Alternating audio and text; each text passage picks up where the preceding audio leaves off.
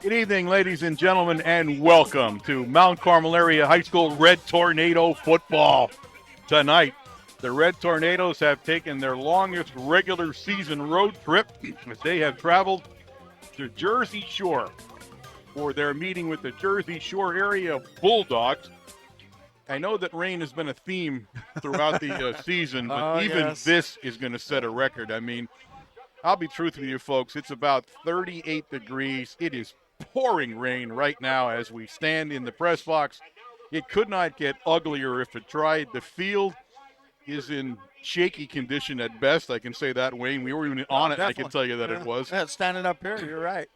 So it's going to be an interesting game. The Bulldogs came out wearing all black, and I'm guessing that's because they won't have to work so hard at washing those uniforms. The Red Tornadoes are wearing white. They're going to have to throw theirs away at the end of this game, apparently.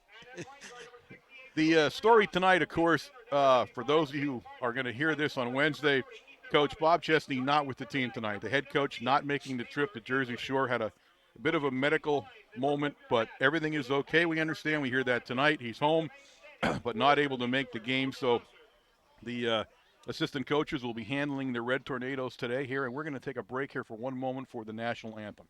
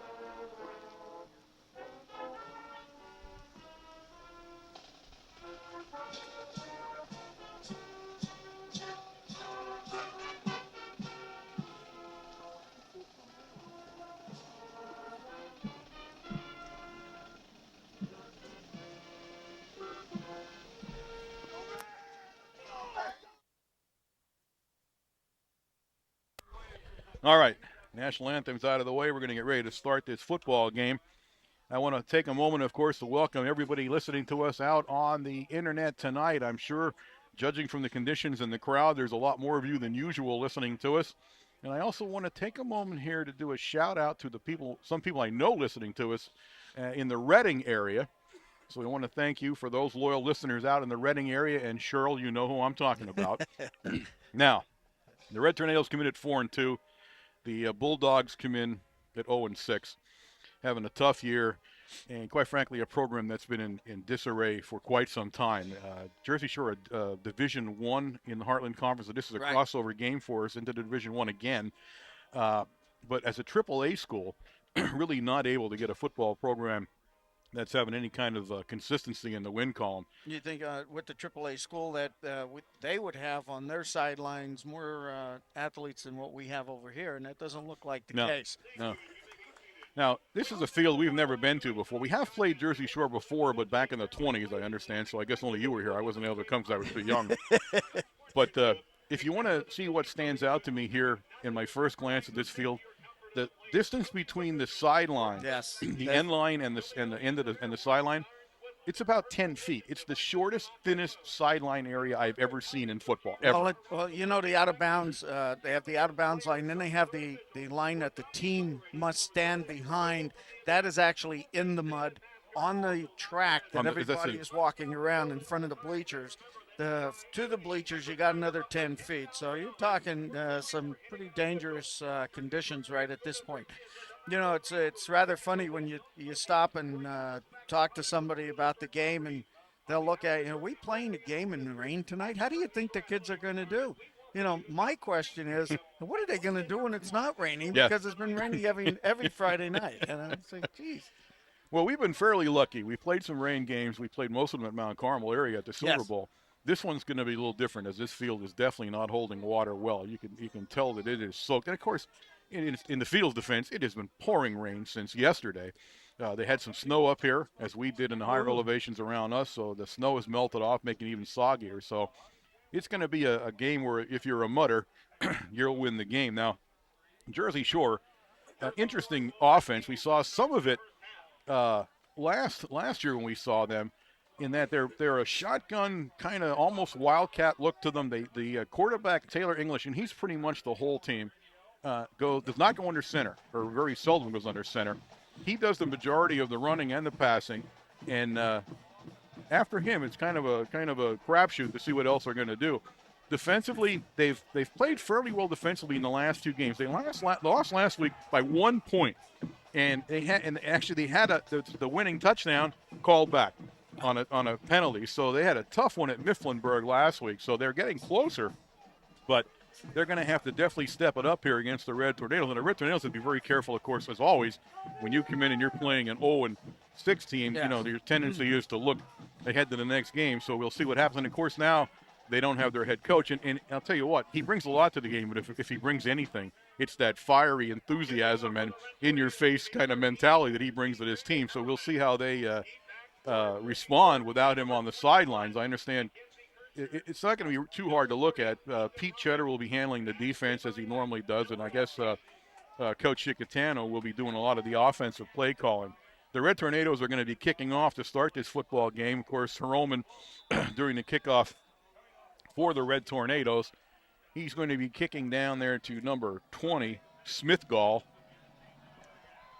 And it's going to be Smithgall about the 25-yard line on a shorter kick. And Smithgall, there's a complete indication of the field. Smithgall tried to make a cut and fell to the ground. So it's not Smithgall, it's 37, Sanso. So Sanso is going to go down, and it's going to be the 27-yard line where he goes down. It's going to be hard to see the yard markers here, right too. Now. So bear with us, folks, as we go. The Shore Bulldogs now go on offense, and as we said, number 17.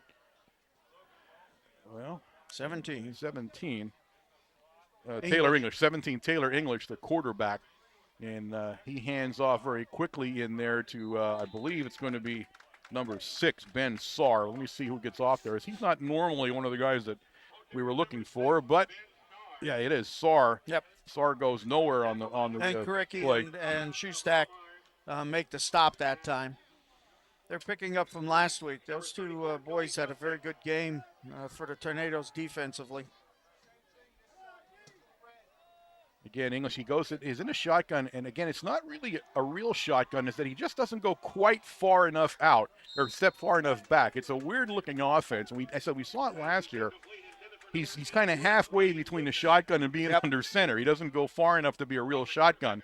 But they run the offense out of that. He throws a pass which falls incomplete. It'll bring up 3rd down and 10 now for the Bulldogs. Adam Juraski putting a lot of pressure on English that time, drove him back, I think, a little bit further and a lot quicker than what he expected, and overthrew his receiver. The big 3rd down play. Bulldogs come out. Number 40, Ethan Robbins, is in the backfield along with Sarr now. And again, he goes right back to pass, and he's under heavy pressure immediately. And now he breaks loose, and he's down along the Shore sideline. He's going to be very close to a first down as a keeper, and he broke containment and got down along the Shore sideline. And they're going to mark it down at the 35, which is not enough for the first down. He did not pick the first down up. He's a yard and a half short, and it looks like Shore has decided to kick. And they do. And the kicker, of course, is the quarterback in this case, as we've seen many times. So Taylor English will also do the kicking. Yes, he does a lot of things here. He's a senior now this year. Pulowski and Lamb in front of him, back to receive the punt. Nice kick. Bounces down in front of Pulowski. He's going to pick it up. Pulowski makes a move to the Shore sideline, and he'll be taken out of bounds, finally down there by number 44. Logan Enders for the Bulldogs. It'll be 1st and 10, Red Tornadoes, and they're going to place the ball at the 37-yard line of the Red Tornadoes. Maybe the 30, let's see. One guy's standing a little different than the other guy. It's about 35. Let's call it the 35. So take first a look and at 10. the uniforms for the Tornadoes. Looks like they already played a half of the game. Yeah, I figured in the next 3 minutes I won't be able to read any numbers whatsoever. Stewart goes under center now. We're in an I formation. Minnick goes in motion across the formation, and we hand it to Pulowski. And Pulowski chugging for some yardage, still on his feet, and is going to be stopped down there by big number 76. Kyle Ulsimer picks up a couple of yards on the play. It'll bring up second down and 8. Ulsimer's playing the tackle position for the Bulldogs. Just trying to feel out here. First run was just a straight dive play. Pulowski right off tackle.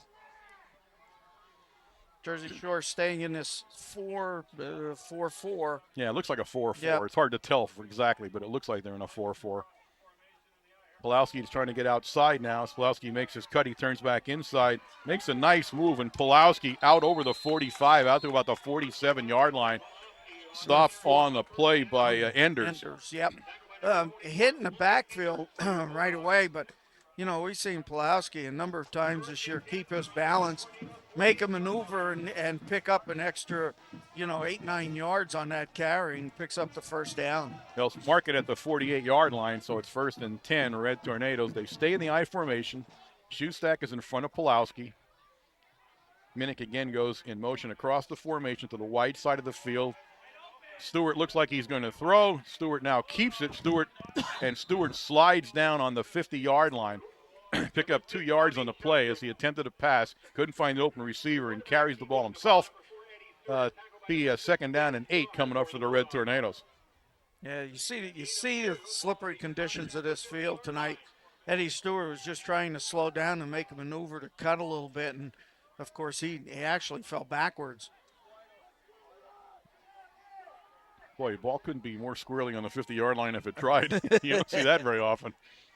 The Red Tornadoes go on a split backfield now.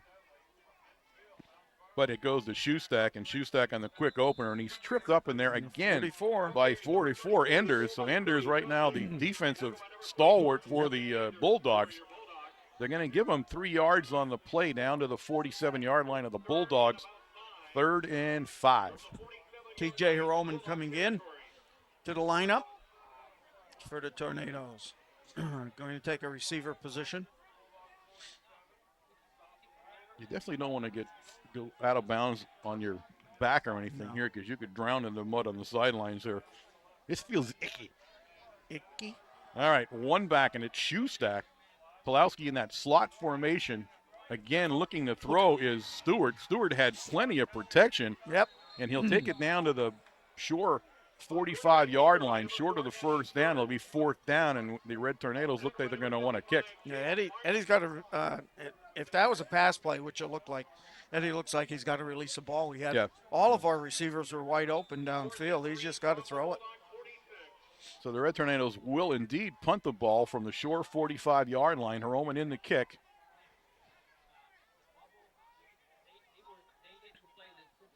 Lucas is one of the guys back deep down there for Shore. Hiroman falls as he kicks it, and it's picked up by number 40 down there.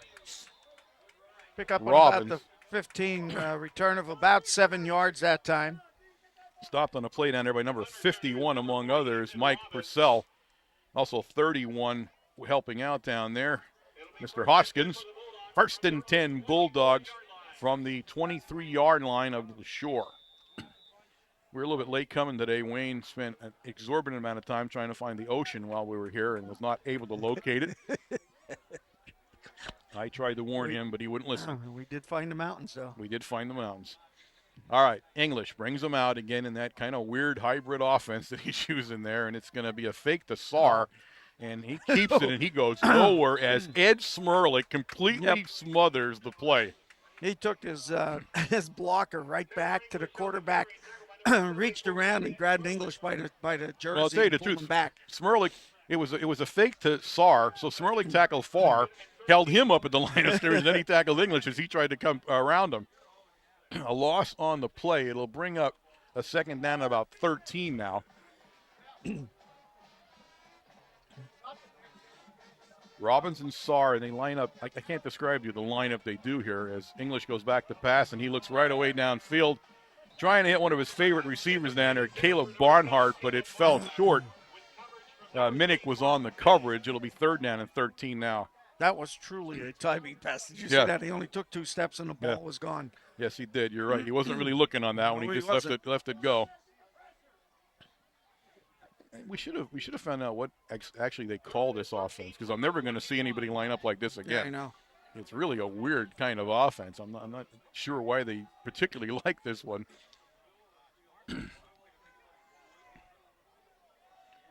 And again, he lines up in the exact same way. This time he puts a man in motion.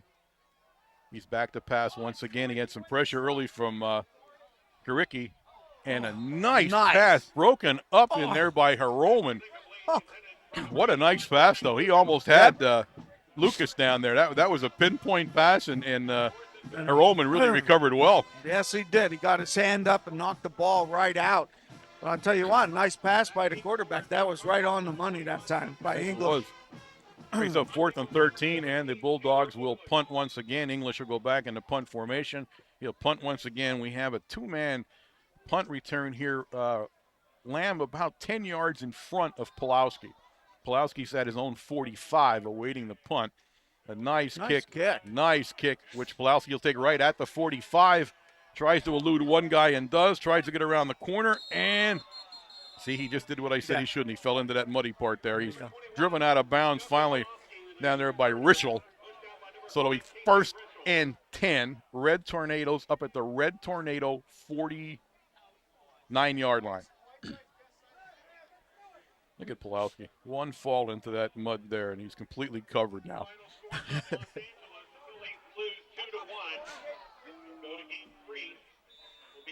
Stewart will trot in with the play.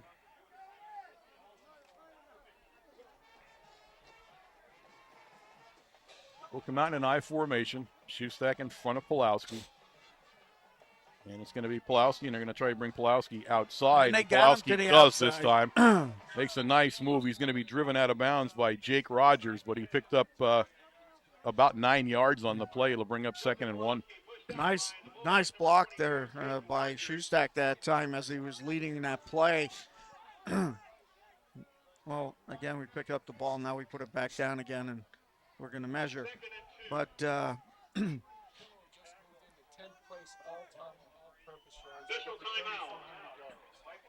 Pulowski just moved into 10th place in all-purpose yards, over 3,400 yards. Jose's sitting in the press box with us tonight, so we get to hear these little gems as they happen.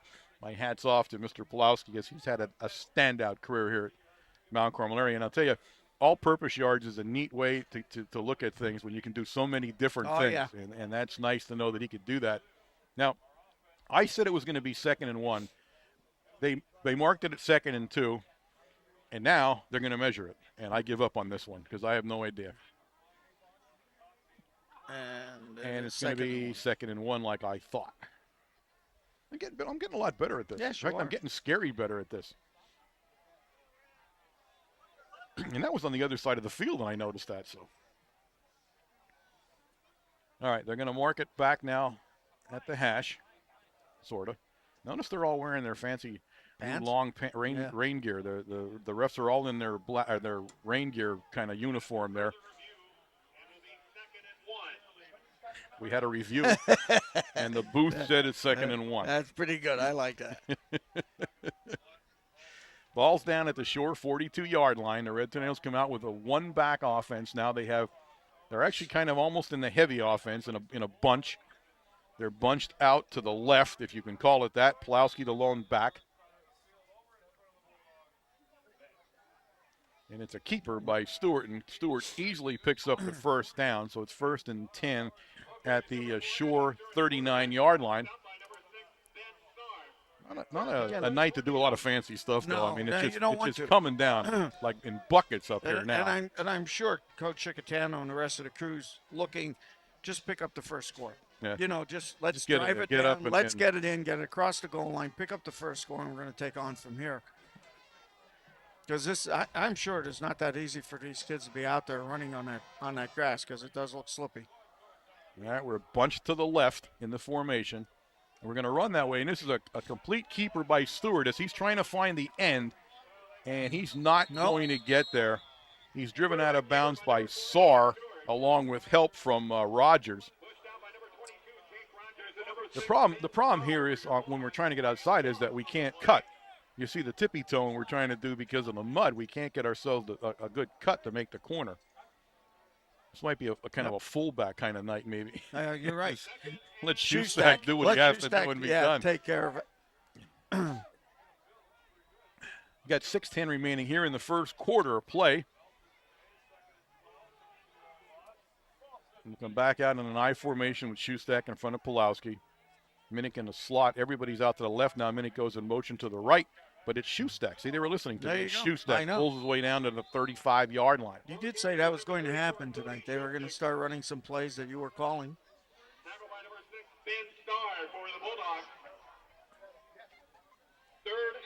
Pick up about 4 on the play. They'll bring up 3rd down and 6 now for the Red Tornadoes.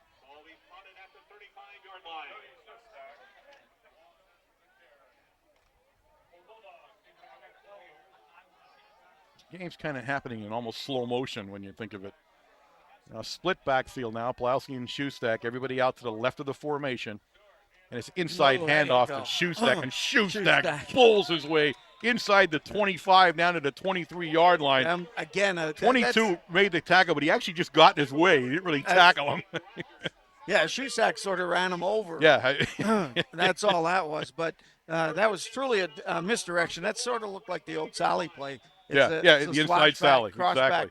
back to the left-hand side of the offense formation. 5 minutes and 20 seconds left in the first quarter. 1st and 10. They'll place it about the 24-yard line as they'll come back out now in an I formation. And now you got Hiroman and Minnick split out to the right of the formation. Nobody's left. Same play again, only Pulowski. And Pulowski tries to find a hole there, and Pulowski's not going to get there. A nice play down there by number 27, Logan Welshins for the Bulldogs. And he may lose a yard or two on this play. Yep. He did. Call it a 2-yard loss. 2nd down and about 12. Not quite 12, but we'll call it 12 here. As Maloney brings the play in now for the Red Tornadoes. And Hiroman comes out. Maloney will go split far right. Minnick split left. Minnick on the short side of the field on the Red Tornado sideline. I formation.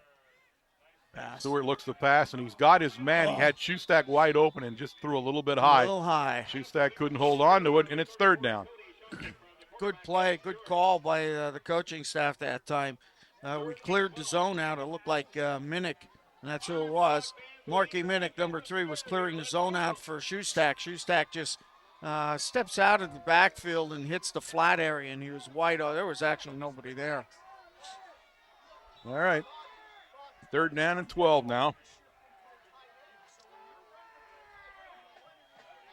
Maloney now comes to the short side. Minnick to the wide side of the field. We're in a split back formation, and now Minnick comes across the formation. And we pitch it to Pulowski trying to find some room outside, and he's not going to get there. Another nice play down there by Welshins as he came up quick from the corner spot and brings Pulowski down. It's 4th down for the Red Tornadoes. I think Tornadoes should stick with their bread and butter up through the middle with Shoestack tonight. And, you're trying to run to the outside. We can't get any good footing going to the outside tonight. Now, Pulowski can't make the cut. You can see how tentative he is trying to make the turn as the field is just a mess. Hiroman now comes into the lineup, and Maloney will come out on the 4th down play. They'll go into a I formation now. Hiroman out right. Minnick left. Now Minnick goes in motion across the formation, and the Red Tornadoes go offside. The Red Tornadoes jump offside, which is going to bring up 4th down now and 15.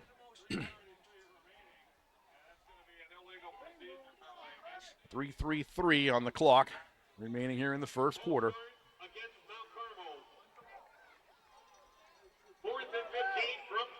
So the Red Tornadoes a little bit ragged here on offense in the first quarter under some very pressing conditions, to say the least. I formation again. Same look. Minnick goes in motion across the formation. This is a pass all the way. He looks downfield. He's got Minnick Minnick wide open and couldn't hold on to it. Nice. Rogers made a nice Yes, he recovery, did. but I'll tell you, he put the ball right where he needed to, and Minnick couldn't hold on. Yeah, he put it right on the fingertips, right in the end zone, and Rogers did come over, and he made a hit at the last second and jarred the ball loose. All right, 1st and 10, Shore, as the Red Tornadoes turn the ball over on downs. The ball placed at the 30-yard line, or about inside. Let's see where they're going to. No, 30-yard line. All right. Now, here's something you don't see very often. I believe he's coming up. Shore quarterback's going to go into the center. It looks like almost like an I formation, although I don't want to go out on a limb and call it that. But okay, what are we doing there?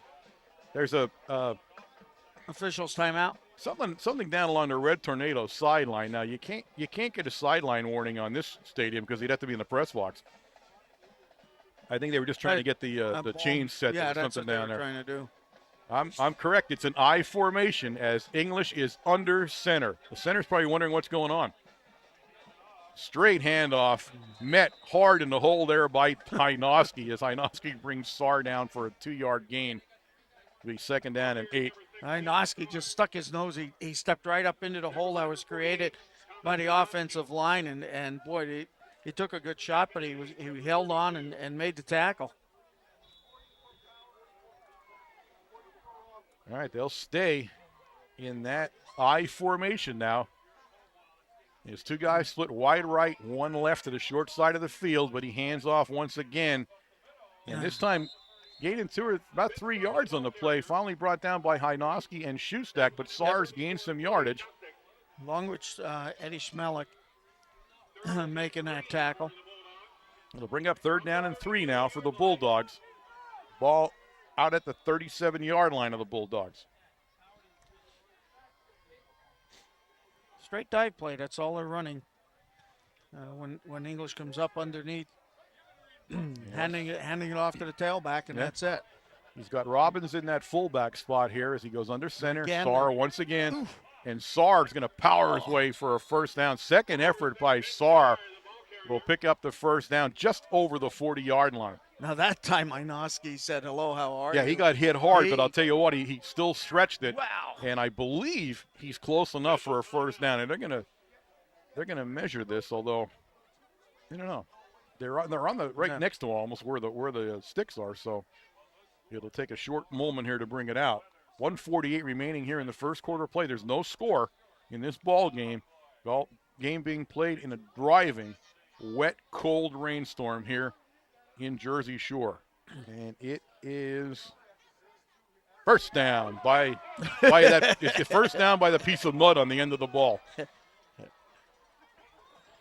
Shustak had a little argument about whether it actually was or not. I think he wrote the paper. He wrote a writ there, and he was trying to defend it. You don't often see that one where he actually argued over whether or not the thing was a 1st down or not. But they have success now coming out in this I formation, and they're going to stay in the I formation with English under center again. Robbins in front of Sar. And this time, English back to pass. He's under pressure from Heroman, and Heroman's going to bring him down.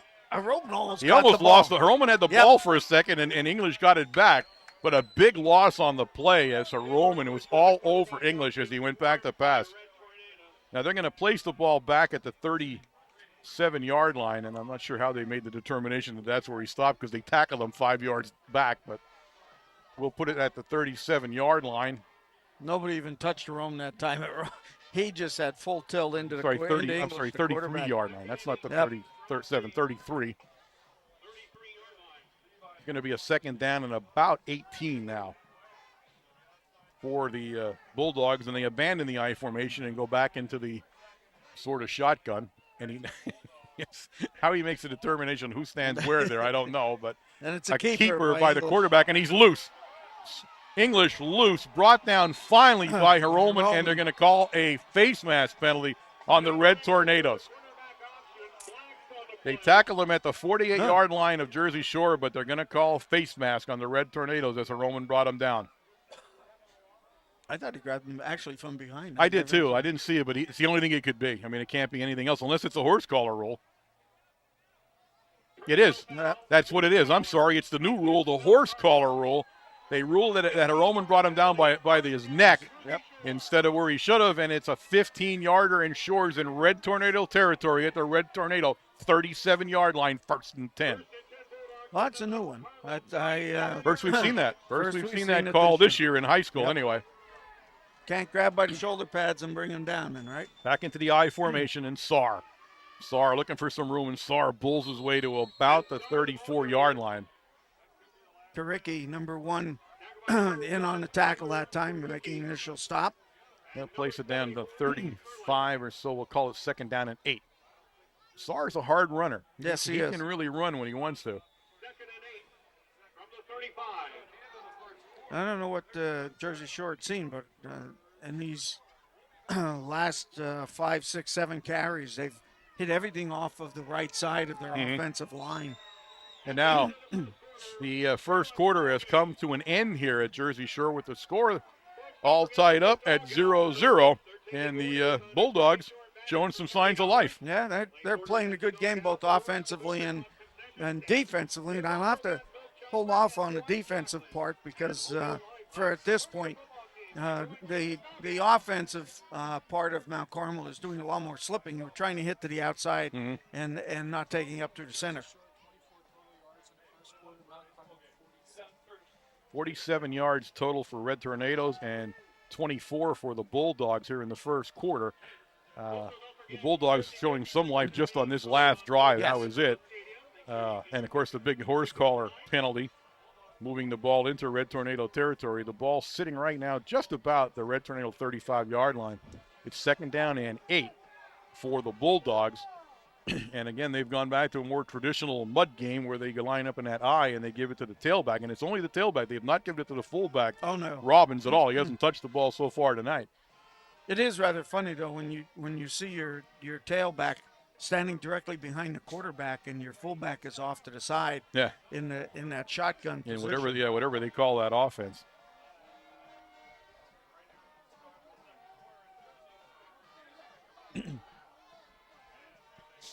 All right.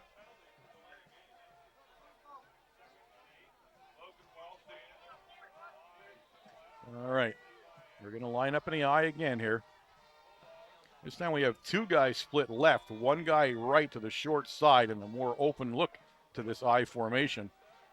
And English fumbled the ball. Ball's on the ground. English never got it in his hand. And I believe they recovered it from the looks of it there. And I'm trying to see if it's him that gets back up. No, it's the 55. 55, it looks like. It's the guy that recovered the ball down there, and that's Jake Martin, the guard. Ball will go back to the other side of the 35-yard line where it'll be 3rd down and now and about 9. Same exact formation as the last one. And it's a fake to Saar, and he's got Robbins wide open. The fullback squirted out of the backfield, was wide open, and he dropped it. Just simply dropped the ball. He had him right in his hands, and he couldn't hold on to it. I mean, that was not a score. No, I mean, but he was wide open, and I'll tell you what, that ball hit him in both hands, not just one. Yeah, he hit both hands, and he just dropped it. Again, the ball's a mess. The mud all over the place, so, I mean, I don't want to be too critical here, but he had nobody standing around. That was a good 25 or 30-yard gain, and he caught it. 4th down and 9 now, and Shore goes for it. Now they go back into that weird shotgun look. English looks downfield, and he heaves it downfield. Pulowski on the coverage, and Pulowski's going to intercept it. On about the 10. That's when you want to drop, though, as he picks it up at the 10. It was 4th down. If he just knocked it down, he would have been back up at the 35. But when you see the ball coming, that's a pretty tough call to make, I'm sure. I never had to make that call, so I can talk about it without knowing what I'm talking about. All right, it's going to be 1st and 10 Red Tornadoes right at the 10-yard line where they'll place it down. Well, again, it's the conditions that have hurt the offensive side, I think, of this football game for the Tornadoes. Not so much the defense, although the defense has some great lateral motion to them that they are stopping us from getting around the end. Lamb replaces Pulowski now in that tailback spot, and it's going to be Lamb.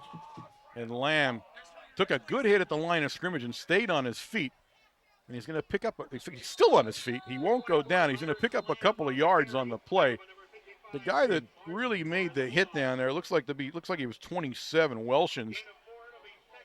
And he actually picks up 4 yards where they marked his forward progress, so it's 2nd and 6 now. Ball out about the 14-yard line.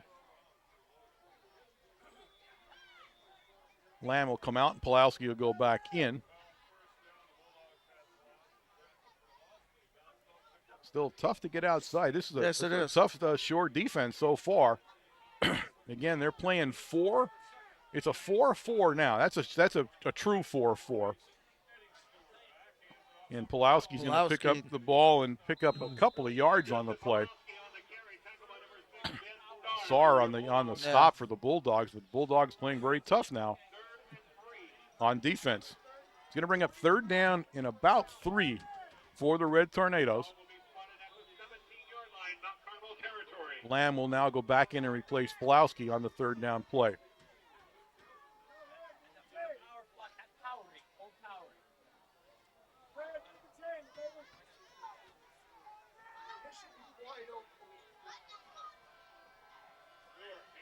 Stewart hands up to Lamb, and Lamb cutting outside. And what a play down there by Welshins as he stops Lamb well short of the 1st down. He had the Lamb had a head of steam that time. That's I'll be truth with you. I think he missed the hole. He had a hole. He went too wide on that play. The hole was there, and he should have made the cut in, and he would have had some big yardage. But now it's 4th. I'm sorry. He picked the 1st down up. I didn't think he got the 1st down where they hit him, but it's hard to tell where they give him forward motion because normally I wouldn't have thought that. But 1st down, thankfully, for the Red Tornadoes. It's 1st and 10. The ball sitting about the 22-yard line. Shoestack and a quick opener, and Shoestack bulls his way out to about the 29-yard line. And that's what they need to do with the 4-4. The blocking scheme is not that difficult, especially in this ring. You just have to kick out on the make a gap in the line and pick up your linebacker, and that's it. You're picking up a couple of yards each time. Well, the Red Tornadoes are going to have to stop trying to get outside. Yes. The footing, this feels a disaster right now. You got to stay right around the tackles, and you should be all right. The Red Tornadoes call timeout now as they want to talk about it on a 2nd down and 3 from the 28. But, this field does not lend itself to what the Tornadoes do best, and that's run outside. It's very difficult to stop. Every time you try to stop, you see the guy slide down. And you can see the water starting to come to the top of the surface. Yeah, you can actually see it bubbling there now. Especially down in the middle of the field between the hash marks and where they're at. Yeah, it's definitely a tough field to play on tonight. And again, the rain has not ceased 1 ounce. It continues to rain very hard. I tell you what, the people in the stands here, I got to give them a lot of credit. They made what seems like an endless drive here to get here and there's no good way. It's not like you can find an easy way here. You got to kind of twist and mulling around to get here. So I think I said hi to God on the way over. Oh, man, that one mountain there. I thought it was in the Alps. Mountain. I thought I went to the Alps for a second. And then when we started to come down that barrier, that 12-foot barrier that they had up so you don't that was go nice. over the edge. I like that. That was in the state park there somewhere. Yes, I like that. That's where we were voting to throw Tony out of the car right there. Yeah, that's true. Apparently we left him in. All right. The Red Tornadoes are going to come out. They're going to put Maloney and Minnick wide right in a kind of twins formation out of. We're in an I otherwise. Bulldogs showing a blitz, and we drop the ball, and the ball's on the ground. Well, still on the ground. Stewart now will finally pick it up. Pulowski couldn't handle it, and then he dropped it a second time. Stewart covers the ball finally, but a loss on the play back to the 26-yard line. Pillow had enough of sense to even come back and try to pick the ball up that time. Had a difficult time even trying to handle it. Now it's 3rd down. It's going to be 3rd down at about 2. If you look at the sticks way down, you can't see the sticks from where you're standing, but trust me, it's 3rd down at about 2. All right, so we're going to change the ball here, which is a good move. Now it's I give up. Now it's 3rd down and 3.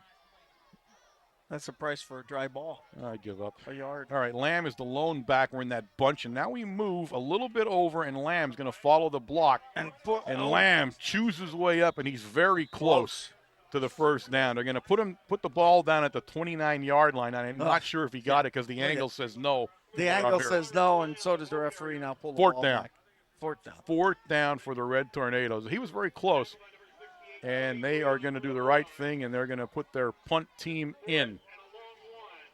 So it's fourth down and 1 from the 29-yard line of the Red Tornadoes, and they elect to kick.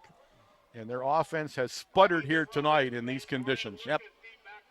Hynoski into center on a long snap. Robbins and Lucas deep for sure here, down along their 35-yard line. Nice center snap. Nice kick. It's going to be 81. Lucas, and Lucas stopped at the 47-yard line by Hynoski. Yep. And once again, Mike Purcell all over the ball. So the Shore Bulldogs come out with good field position out at their own 47-yard line where they'll start. They're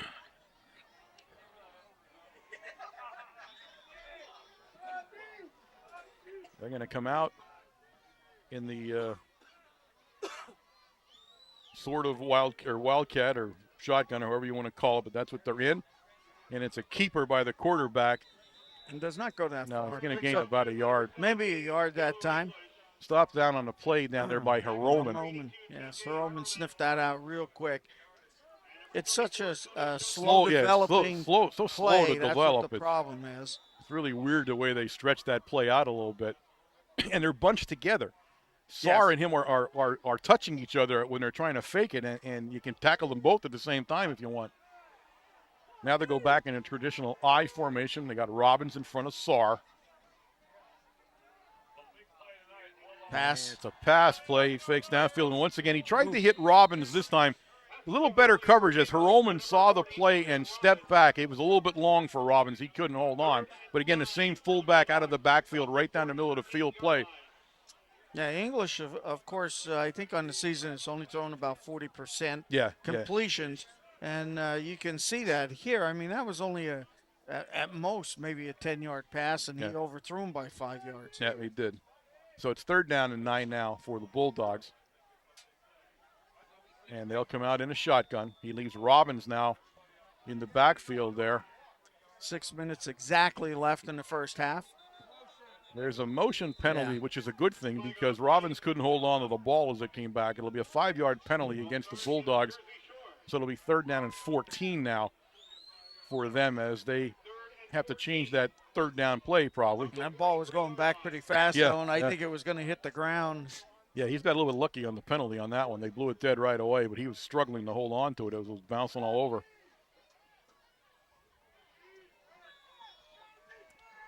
All right. They're going to come out in what looks like almost our bunch, and they're bunched out there to the right. They have one guy to the short side of the field. He fakes it, and they had him in the backfield and let him go, but they're still going to bring him down at the 45-yard line. Sinopoli said the ball's mine. They took it out of his hands, but they say no. Taylor a little bit shaky getting off as he got whacked pretty hard there, and Taylor's hurt. He's limping noticeably trying to get off the field. So the thing about that is that Taylor's the punter, and he did not get all the way off the field yet. And now they're gonna try to get him off, and they do, but he's hurt. So the starting quarterback hurt, at least on that play, and now the punter will be number 6. Number 6. Ben Saar will come in and punt in place of English. This time it's Hodge, the short guy, at the Red Tornado 40-yard line. Pulowski deep back at his own 25. As I'm not sure what Saar can do, I guess, as Saar lets it rip. And not a bad kick. A fair catch called for by Pulowski right at the 25-yard line. So that's where they'll take over first and 10. But the big story here is English going to be able to get back in the game? As he looked pretty hurt there as they were trying to get him off the field, and they were struggling. It's a leg injury, at least what it looked like. And getting off the field here, you only have to get off, and then you're like in the stands. So you never get too far off the field in this stadium. Rain continues to pound. We're at the 5:29 mark of the second quarter of play here. The score still 0-0 as the Red Tornadoes go on offense. These are the types of games it's starting to worry me now at this point. Split backfield for the Red Tornadoes, and it's Pulowski, and Pulowski's got some room. And Pulowski picks up some big yardage out to around the 39-yard line. Be 1st and 10, Red Tornadoes. Put him at the 38.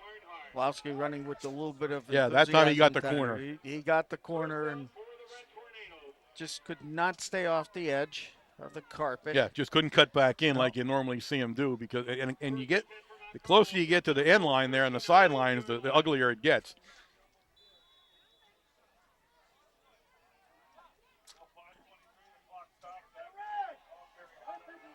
All right, now we're back in a standard eye.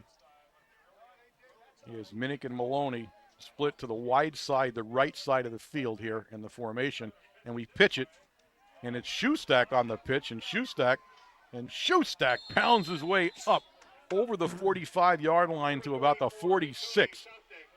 Just need that 122 makes the initial hit that time for the Bulldogs.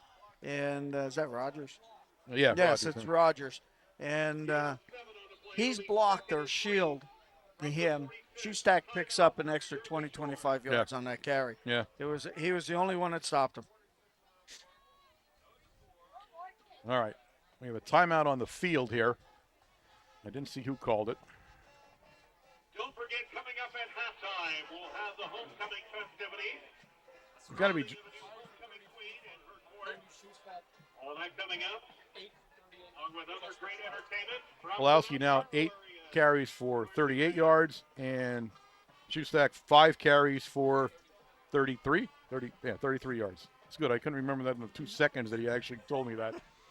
It's so good having him up here if I can't remember 2 seconds from when he tells it to me. Oh, that's a shame. Age. Yes. Age has not been kind to me, nor does it seem it's going to be. All right. 4:59 to play here in the first half with a 0-0 score. Surprisingly for the Red Tornadoes, who I'm sure most people thought would have been out to a comfortable lead by now, but Shore playing very tough. Split backfield now. And now they shift back into the eye as Stewart gets them straightened back out. As you got Minnick, but we go with Stewart on a keeper. Stewart will take it out to about the 48, but Stewart came back, made his turn to the around the left, and there was no halfback I there. think either he made the wrong turn or somebody did. Yeah. So he picks up the first down on the broken play. We'll give him that as he got it up to the 49-yard line.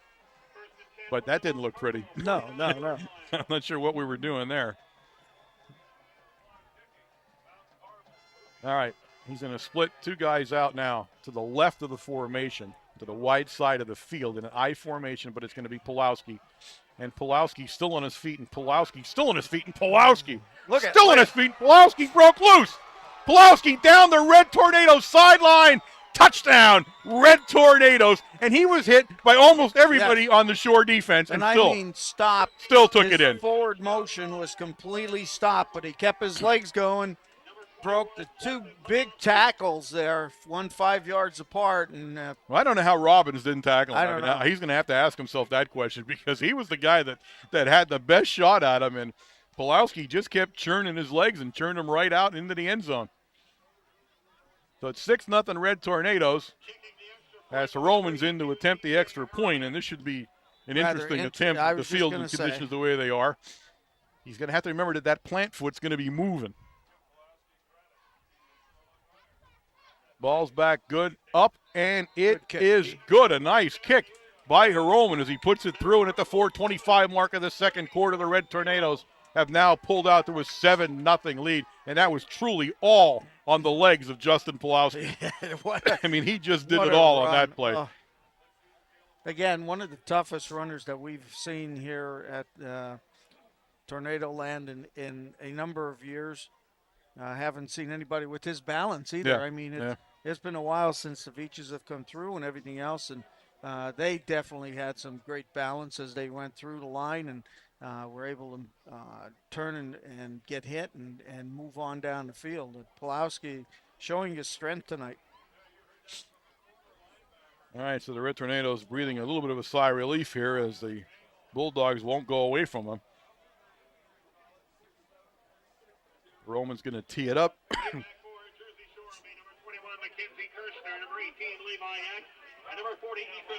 Robbins is going down deep for the Bulldogs along with Mackenzie Kirshner.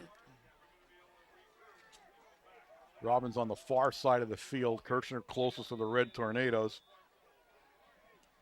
The middle guy is Eck. He's up about 5 yards in the formation. It's going to hit the ground, and it's going to be called back.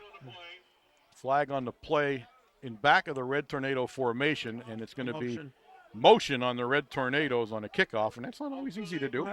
Well, to tell you the truth, though, we have that time pretty good. You take a look at that line as they're coming up right before they kick the ball. They are so close to being offsides. All right, so they're going to move it back 5 yards. We'll do it all over again.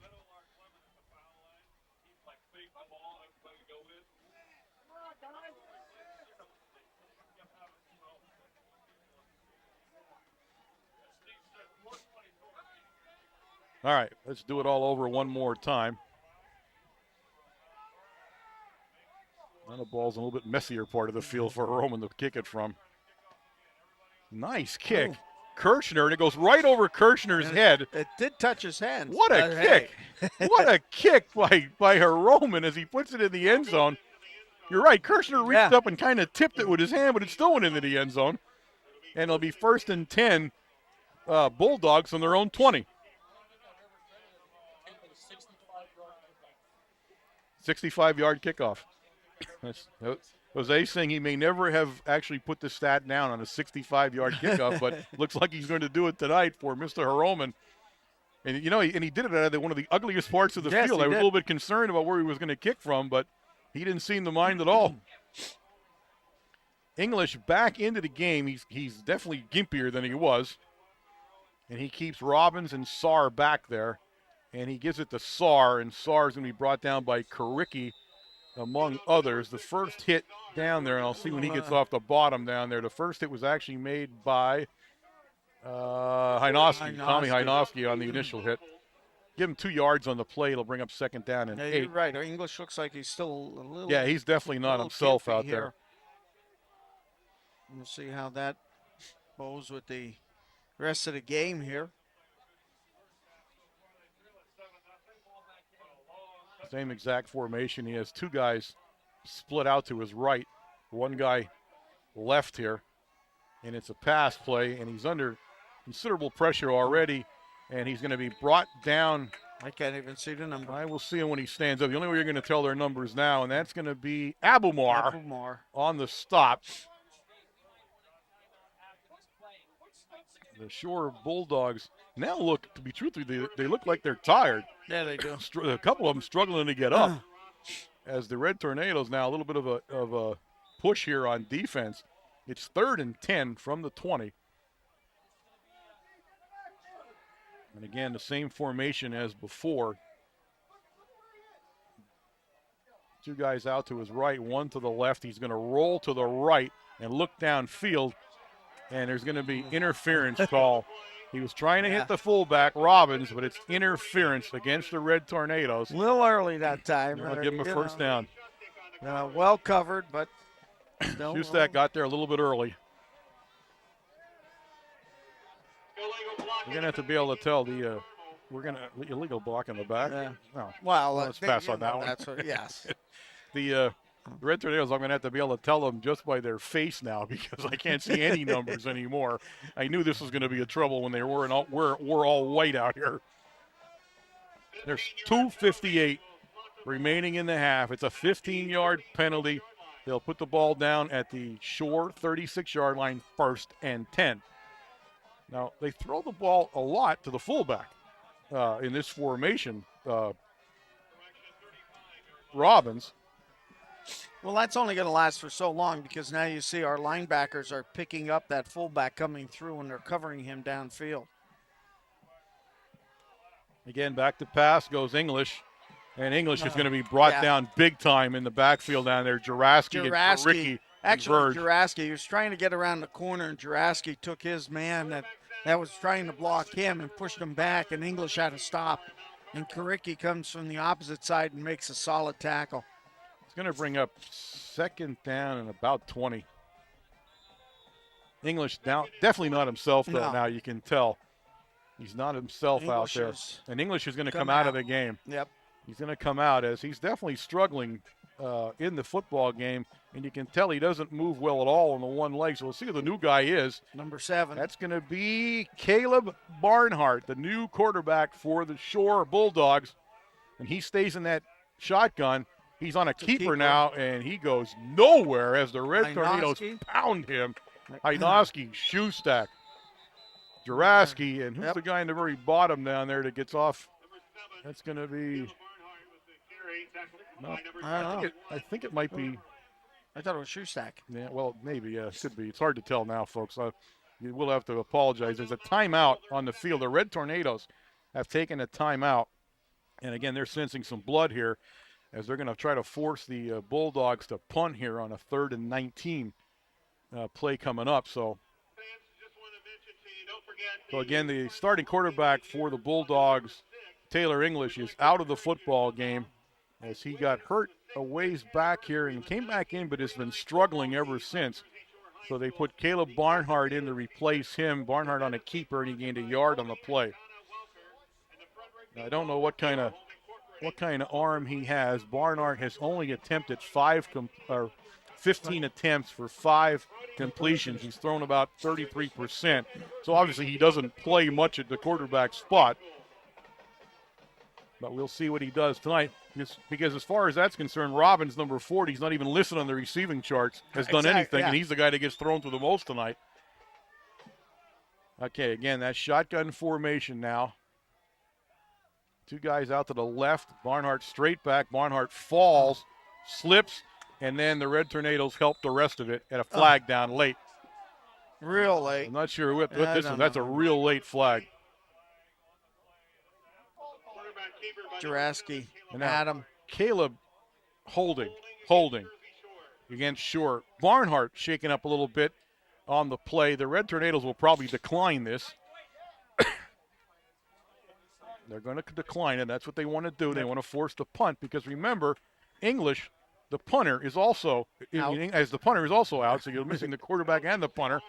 And number 5 or 6, Ben Sarr, number 6, will come in and kick. And the Red Tornadoes take another timeout, the last one of the half. 1:51 remaining here in the first half of play. And again, the Red Tornadoes want to try to put something together here before the half.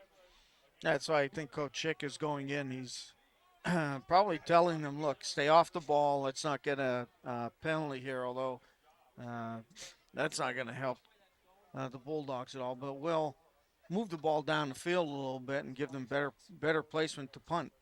What's that? 5 sacks already for the Red Tornadoes for a total of 31 yards.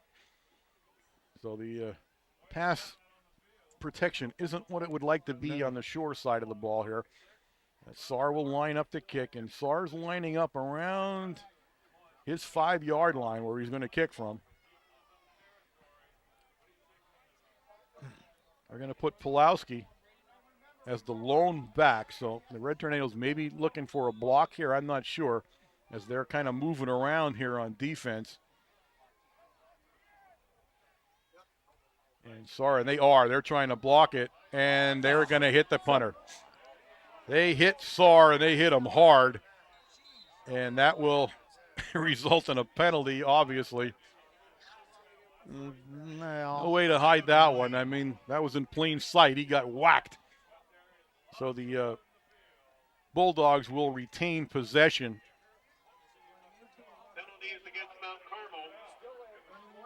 And he signaled a first down immediately, but he didn't signal what the penalty is. It shouldn't be a first down. You don't pick up a first down on that. No. They pick up the penalty. I'm not sure why he signaled the first down. It's 4th and 25. No, it can't be a first down. This can't be. You got 92 guys pointing. He keeps pointing first down. I'm telling you, he's pointing first down, but that's not what it can be. Jersey Shore. I believe the man made a mistake here. I mean, they're going to. Where's he marking the ball at? I mean, is he marking it up past the down marker? No. The ball gets marked at the 35-yard line. They needed to get to the 45 for a first down, and yet he continues to signal that. Automatic on roughing? Okay, so an automatic, they're right. Geez. They are right. Well, they finally marked it down at the 35, and I wasn't sure where he was going with it. So that was a big penalty. It's 1st and 10 either way. I'm not sure the ball was marked in the right spot. I'm not sure a couple of things went on here, but that's the way it is. Barnhart in the shotgun. Barnhart's going to roll out, looking downfield. Nice play by the Red Tornadoes down there. Let me see. That's Pulowski. He was all over the receiver. No, Pulowski or Lamb, one or the other. No, Welshins, yeah. Pulowski was covering Welshins and a flag on the play again. So a very sloppy end here to the first half. And we'll see who that goes against. And I'm going to wait till the very end here, till these guys are done pointing and doing everything. I guess it's against Shore, holding against the Bulldogs, as Albemarle made the call right away and said, push them back. Well, you know that Tornadoes had burned their timeouts in that last series, hoping to get the ball back, and it sort of came back and bit them there. I thought Coach Chicatano was going out to say, stay off the punter. All right. First down and 25, and it was a completed pass, but Shoestack smelled it all the way. I think he killed a guy to take it. They're trying to get him off there and get him up, but he got whacked. It was number 22. Rogers, isn't it? Rogers, Jake Rogers, but he's wishing he didn't catch that one. What a hit by Shoestack. Oh. and you want to add to that, he lost 2 yards on it on top of it. So. It's 2nd and 27 now for the Bulldogs, and this time Barnhart will go under center for the first time for him as they go into an I formation. And they're going to hand it off to Robbins, it looks like. They're going to run it. Pick up a couple of yards. He's not trying to do anything fancy. Although that is one of the first times we saw the fullback actually carry the ball and he got hurt. They're going to have to. They're going to let him in the. No, they can't leave him in the game. He stood up. He stood up and almost went to the wrong huddle. But they're going to have to get. It's the first time he's actually carried the ball tonight, and he gets hurt on the time that he carries it. So he's going to go to the sideline. 36 seconds remaining in the half, and he's still trying to figure out what went wrong there. The trainer came out to meet him, and now he's going to slowly make his way to the sideline. So English and the fullback out of the game for the Bulldogs. Number 44 is going to step in here now, and that's Enders. So Enders will take over at the fullback spot. Sarr still remains as the tailback in an I formation. Red Tornadoes go offside in a big way. And I'll see if they got drawn off. I mean, they knocked 2 guys over when they went over. And we'll see who is going to be against. It's going to be against the Red Tornadoes on an offside. They may actually set a record for offside penalties this year.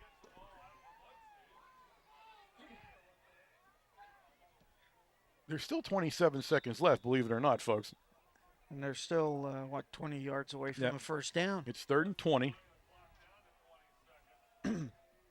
Taking his time. And he hands it off to Sarr, and Sarr kind of bulls his way up to the 31-yard line. That will probably mark the end of the half as the Bulldogs look like they're in no hurry to get back to the line of scrimmage. So that, ladies and gentlemen, will bring an end to the first half of play here at Jersey Shore Stadium with the score of the Red Tornadoes 7. The Jersey Shore Bulldogs 0.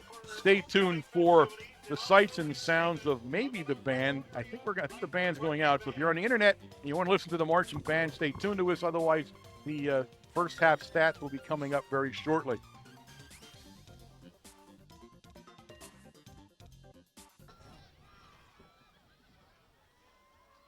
All right, gang, we are back here getting ready to start the second half of play. Let me tell you why it took so long, as they had homecoming here tonight and had about what, 72, 78 girls involved in the corridor. They picked princesses, queens, Queens, you name it, kings, they you have name it. They had it. Freshman, sophomore, junior, senior. So the band actually still on the field and about to make that march towards the home stand, as you can hear.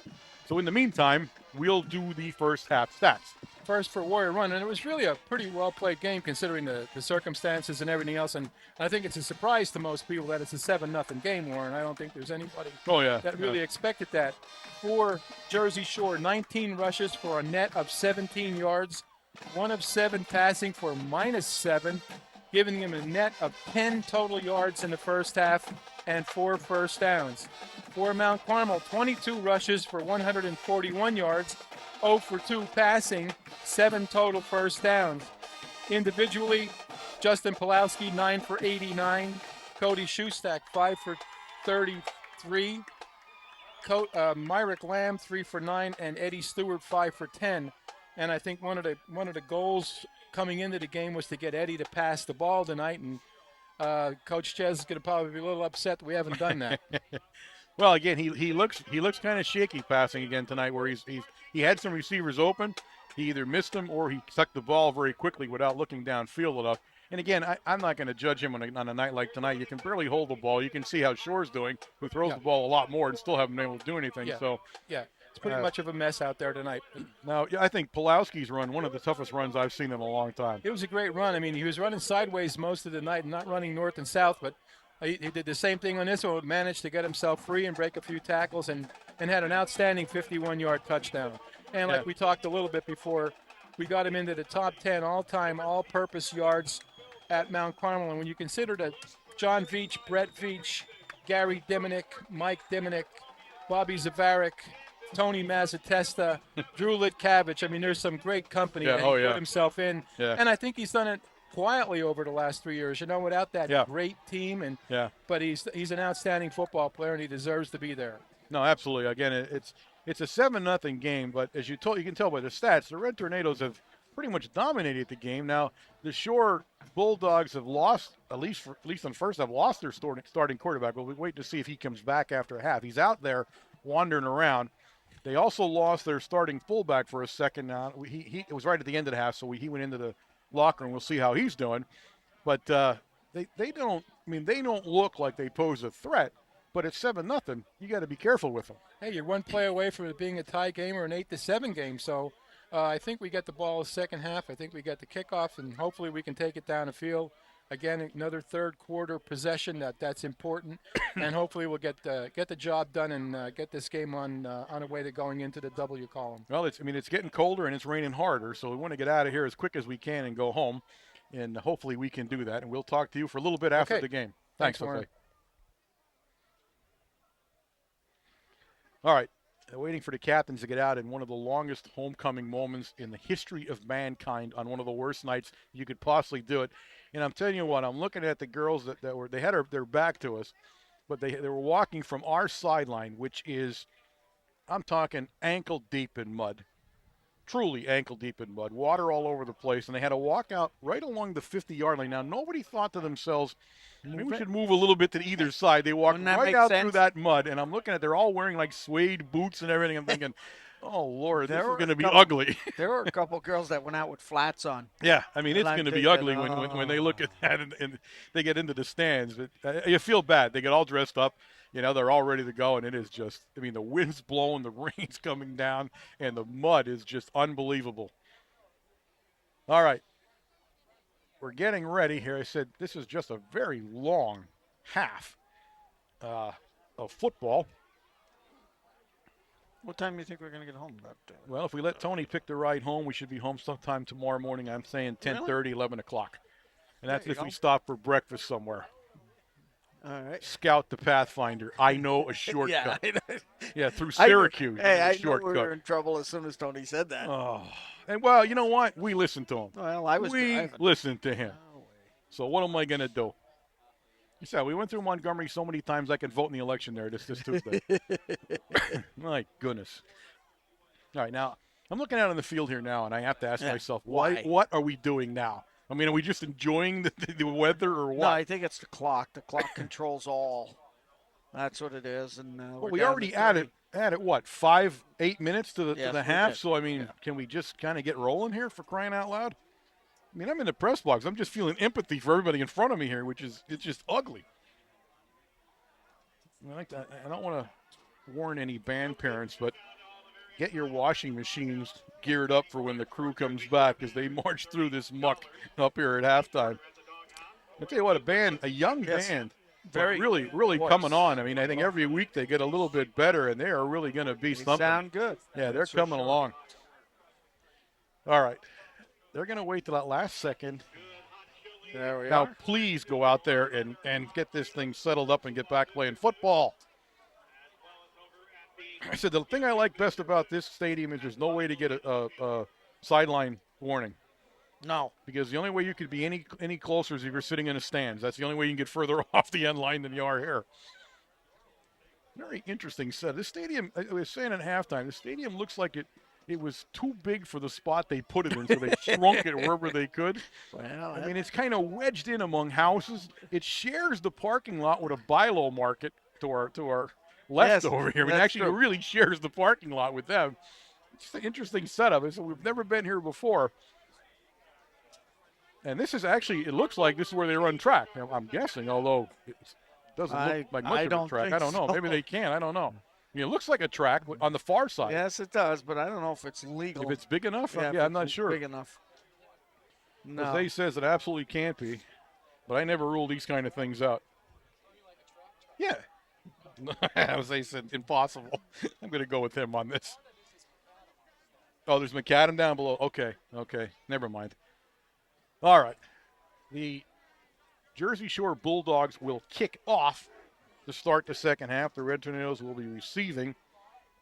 Kicking off will be number 7, Caleb Barnhart, who's been playing quarterback in place of English here, and we'll see what happens in that when they take offense. Seems like a good trade-off. English was the quarterback and punted, and Barnhart's now the kicker and Barnhart's now the actually the kickoff guy, it looks like, but yes, doesn't kick off much and doesn't kick off far. At least he hasn't been anyway. So we'll see what he does here. But he's had some fairly short kickoffs in the times that he does. Going down deep will be Hodge to the near side here. Pulowski in the middle and Lamb on the far side, the Jersey Shore side. As Barnhart signals that he is ready. And he gives it a rip. And he does dribble it on the ground once again to the short guy.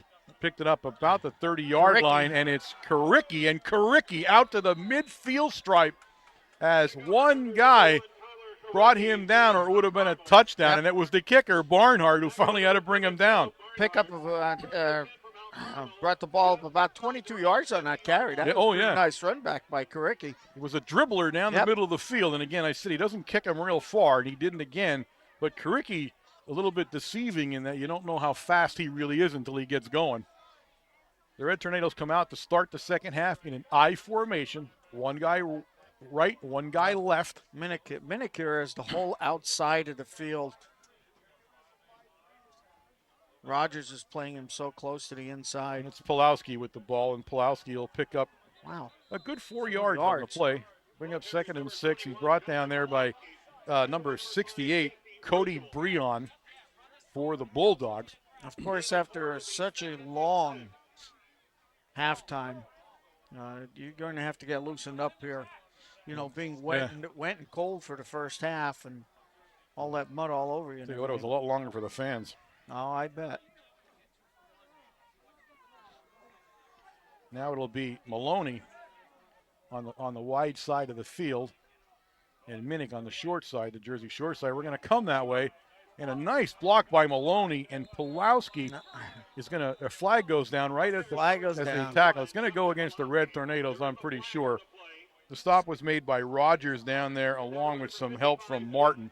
Got to be holding right where it was thrown in the pile there. It's going to be holding against the Red Tornadoes. You are correct. So we'll wait and watch that penalty get marked off.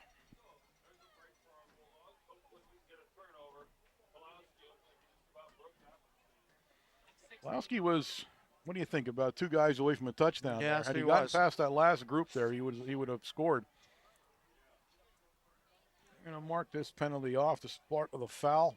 And again, that's what the 4-4 affords you. Yeah. You know, if you get some good blocking on the linebacking crew and you get through the initial defensive line, you're picking up some big yardage because you have no backs from the strong safety or free safety.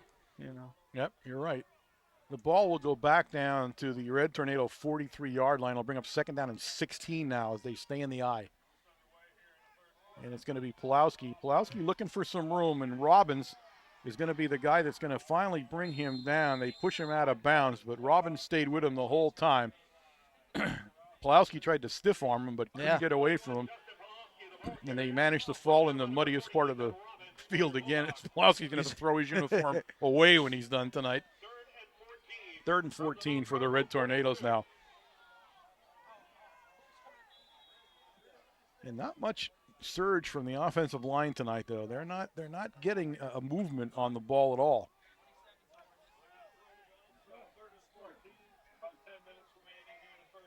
Minnick here to the close side of us as Stewart looks downfield. Stewart's going to head downfield, and it's going to be incomplete. It was good coverage down there. That was Clayman. By Welshins. It was Clayman in on the reception, 12, but Welshins covering him. Yeah, I didn't see Clayman slide in. Now, Clayman had been out for a couple of games with an injury. Apparently his first game back. But Welshins had great position. No way to complete that ball where he threw it. Red Tornadoes will elect to punt on the 4th down. So it'll be Robbins back there with Lucas, and Hiroman lets it rip. It's going to hit in front of Lucas. Lucas picks it up, and Shoestack buried him as he picked the ball up. What a hit. That's the second big hit by Shoestack tonight, as he's not taking any prisoners. Shoestack actually looks like he likes the mud. Oh, I think so. I think he's enjoying himself out there. 9:57 now remaining in the 3rd quarter. The Red Tornadoes lead this ball game 7-0. And it looks like English, the original quarterback, has returned to the lineup. So they worked on him at halftime, and he is back in the lineup. I'm sorry, no, he's not. That's 7. That's still Barnhart. No, 17. English, I'm sorry. His shirt's you could be any number right now in this mud. Handoff inside. Picks up a couple of yards on the play. Hynoski on the stop along with Shoestack down there. I'll give him about 2 yards. About 2 yards. 2nd down and 8. Now again, they're not doing anything fancy. No, they're not much of a fancy offense. Fancy offense. They're just going straight dive play, either right or left, and that's all they're going to do. All right, they come out in an I formation. English under center now. And we give it to Saar, and Saar again. Saar's a tough runner, but not shifty. I mean, he runs straight ahead at you. He's not going to move around a lot on you. Picks up about maybe give him another, maybe 2. Let's give him 2 and bring it up 3rd and 6. Okay. Hynoski again on the stop. And also tackled by number 74, Eddie Smirlik. 3rd and 7 from the 31. This time we come out in a wide formation. We have 2 guys split on either side. He's in the shotgun formation. And he goes back to pass. He looks downfield, and he's got his man. Completion at the 40-yard line. He hit number 18, Levi Eck. And Levi Eck will pick up the 1st down. It's like number 82 for us. TJ Roman makes the tackle that time for the Tornadoes. That was the first pass completion for the Bulldogs, Jose? Yep. 2nd. I'm sorry. Oh, that's right. Yeah, they're right. You're right. The first one was a loss. But, yes, second reception now as English will go back, and in their version of the shotgun, he has a trips out to the right, and the Red Tornadoes have jumped offside again. I don't know if anybody moved over there. It would look like it's a sheer offside on us, but we'll see. And it is. Encroachment against Mount Carmel. That's going to be a stat we're going to ask Jose to look at. If somebody doesn't, you don't keep those stats, do you? You don't have them. But how many offside penalties this team has had this year? They're definitely a jumpy group. All right, again. You have it trips out to the left, one guy to the right of the formation. He's in the shotgun. It's 1st and 5. And he gives it to Saar, and Saar is going to actually lose a yard or so on the play. Ricky makes the initial hit that time. Sinopoli, number 27's in there. Second and 5 from the 45. And Smirlik. A loss on the play will bring up 2nd and 6. So the Bulldogs hanging around in this game still. They trail only by 7 points. Shotgun again. Trips out to the left. It's a keeper. English. I didn't see that. Dead ball motion. Okay, I didn't see that. I don't even see where the flag is, to tell you the truth. Do you see it on the field anymore? I do not. He must not be trying to get it muddy. No, he doesn't have his wife wash it when he goes home. I heard the whistle. I heard the whistle. I didn't see any flag, but it is a penalty, and now it'll be 2nd down and 11.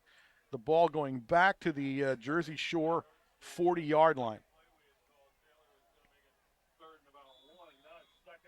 2nd and 10 from the 40. English waiting for the play to come in from the sideline.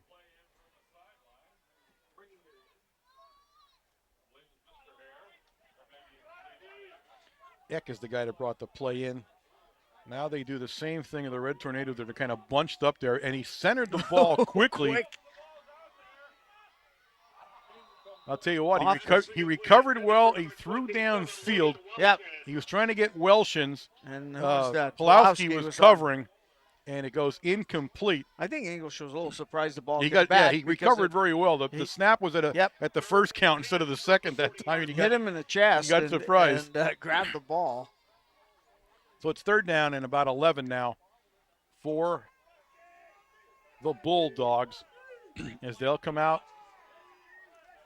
Twins right, twins left, shotgun formation. Another pass play, another attempt, and this time it's going nowhere. Actually threw it. How he got that pass off, I don't know. Lamb, but Lamb, makes a big hit on Rogers. Actually leveled Rogers. Ooh. What a hit Lamb put on Rogers. It goes incomplete. I can't believe he got the pass off, to tell you the truth. That was a nice play by English to get the ball off. I'm surprised he wasn't on the ground because it looked like his knee was down at the time. 4th down, and they'll put Saar back to kick, so they're not going to have English kick. They'll use Saar. English's leg's still a little bit too sore for the kicking duties.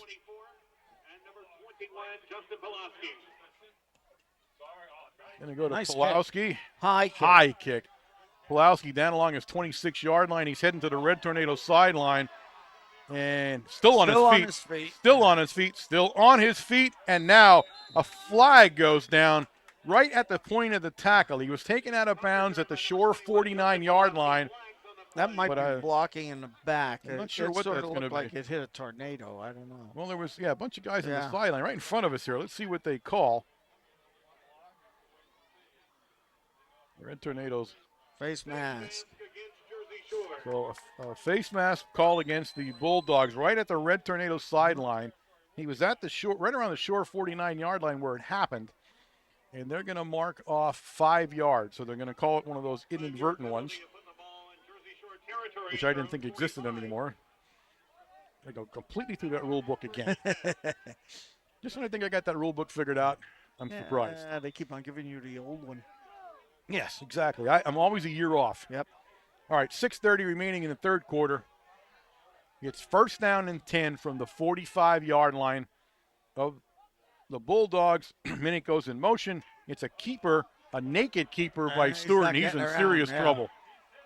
Well, I'll be truthful with you. He avoided one hit, but he's going to lose 3 or 4 yards on the play. Yards that time. That play had no chance of working from the very start. Corners for the Bulldogs did exactly what they're supposed to do. They come up and contain to the inside. You probably don't want to use that play again because that was a disaster from the start there. That didn't go anywhere. So It's going to bring up now a 2nd and 13 from back from the 48-yard line of the Bulldogs. And this game continues to seesaw back and forth with nobody doing anything at all. Well, if it was me, Shoestack could carry the ball and we'd score again right down the middle. Stay out of the outside. I formation. And it's going to be Pulowski, and Pulowski still on his feet. And Pulowski, look at Pulowski run. Pulowski inside the 40, down to the 38-yard line. They just have to run straight dive plays. No end around. You're not going to make any. No, you can't make the turn. They cannot make the turns. Stay in the middle of the field, like you say, and go at it. They have a 7-point lead. 5:57 here in the third quarter, and Lamb brings the play in and replaces Pulowski in the lineup on a 3rd down and 3 for the Red Tornadoes. I have to get a shovel and clean Pulowski's uniform off where they let him back on the bus. I'm going to go into a split backfield now behind Stewart.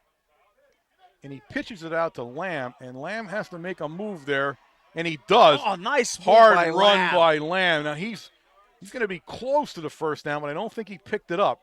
It's going to be 4th and 1. Great move by Lamb. He actually had everybody going to the outside. He stepped back into the inside and split 2 defenders for an extra 3 yards. Now McFadden goes into the football game for the first time tonight. We bring the tight end out and we bring Karicki out. So it's 4th down and probably a little less than a yard if you look at where the yard marker is here. And the Red Tornadoes say we're going to go for it. We're at the short 36. Lamb will remain the lone back, and it's a quarterback sneak. And I'll tell you what, he picked it up, but it was close. Instead of left, very close. He looked like he should have went right that time. And yeah, he was a little bit on the wrong side there as he tried to plow his way through. But if they give him the movement, it's a first down. It is 1st and 10 from the 35-yard line for the Red Tornadoes. All they want to do is just burn some time off of here. As Lamb still in the game here, they bring the tight end back in. Cabbage is there. Yep, he's back in. Roman and Minnick will go to the left side of the formation, and they're in an I.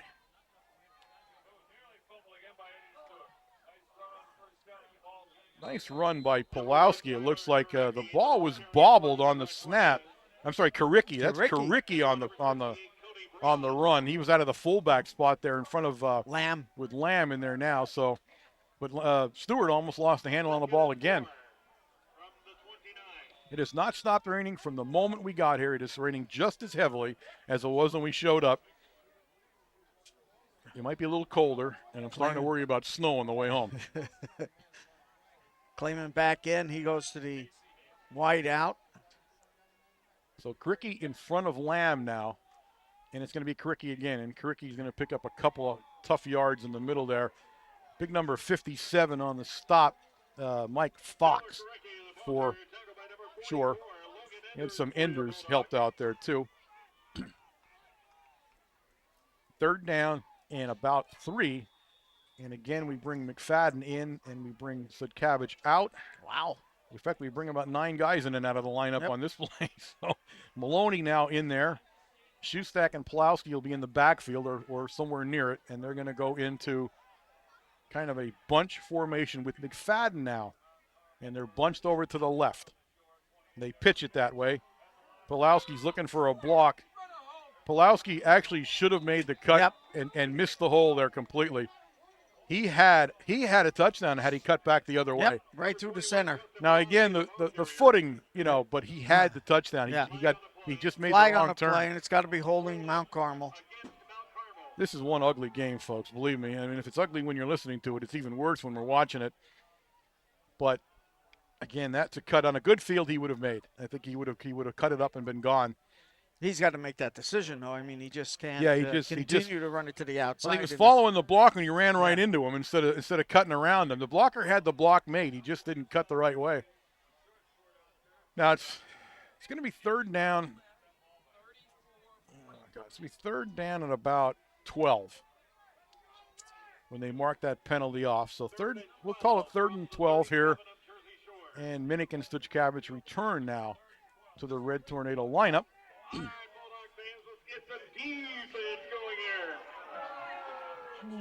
Well, the Shore fans are getting riled up. I formation. Roman and Minnick split right and left. Stewart. Stewart's looking to throw. Now, Stewart has Shoestack wide open on the sideline, and he had to tiptoe his way down, but believe me, I think he picked up the first down. Did. He did. He did. First down. What a nice play by Shoestack. Who is it? Shoestack. So it's going to be a first down. A nice run by Shoestack, and then he had to stay along that sideline. And believe me, the sideline is the worst part of this field. It's the slimiest. So he made a nice move there. Picks up the first down. The ball now at the short 22-yard line for the Red Tornadoes. McFadden again back into the lineup as he's been in and out here in the second half for the Red Tornadoes. 2:33 remaining in the third quarter. The Red Tornadoes clinging to a 7-0 lead against the 0-6 Bulldogs. Pulowski, the lone back, brings Shoestack along the line of scrimmage. Pulowski looking for a crack there, and he's going to pick up.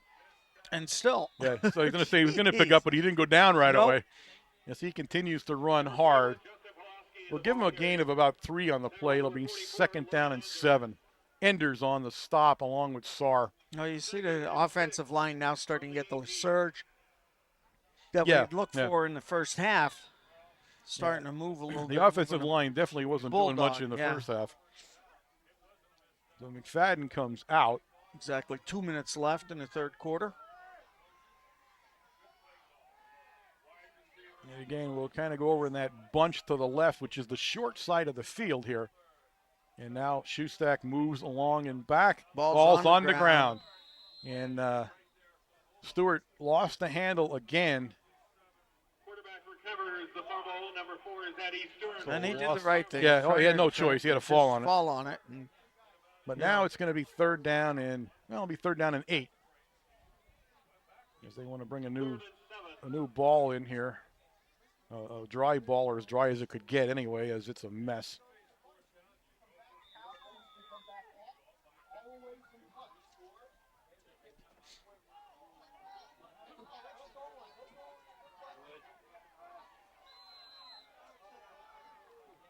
All right, we're going to have a timeout, Mount Carmel, at the 1:06 mark of the third quarter, as they want to be sure they know what they're doing, and they're going to bring Stuchkavich back into the lineup here as Coach Chickatano goes into the huddle.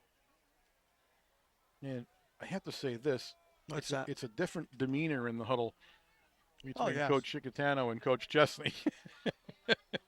I will say that. Not that there's anything wrong with that. Oh, no. I'm just stating a point there that there's a difference. That's all. Everybody gets their point across in a different way, and I'm not questioning anybody's way. Actually, I don't know if Coach Chesney's listening on the internet out there. If he is, again, we're all thinking about you, and we understand you're doing pretty well. So that was good news, and you're home, which is even better news according to Jose anyway. So if you are listening out there, we are all thinking about you. And hope you're going to be fine. We're able to bring all 3 of the young managers out of the game without any catastrophe. Yes, I know. Last week. Yeah, last week. Golly. Coach Chesney addressed that at Supper Club. Did he? They had a different game plan for that. All right, I formation.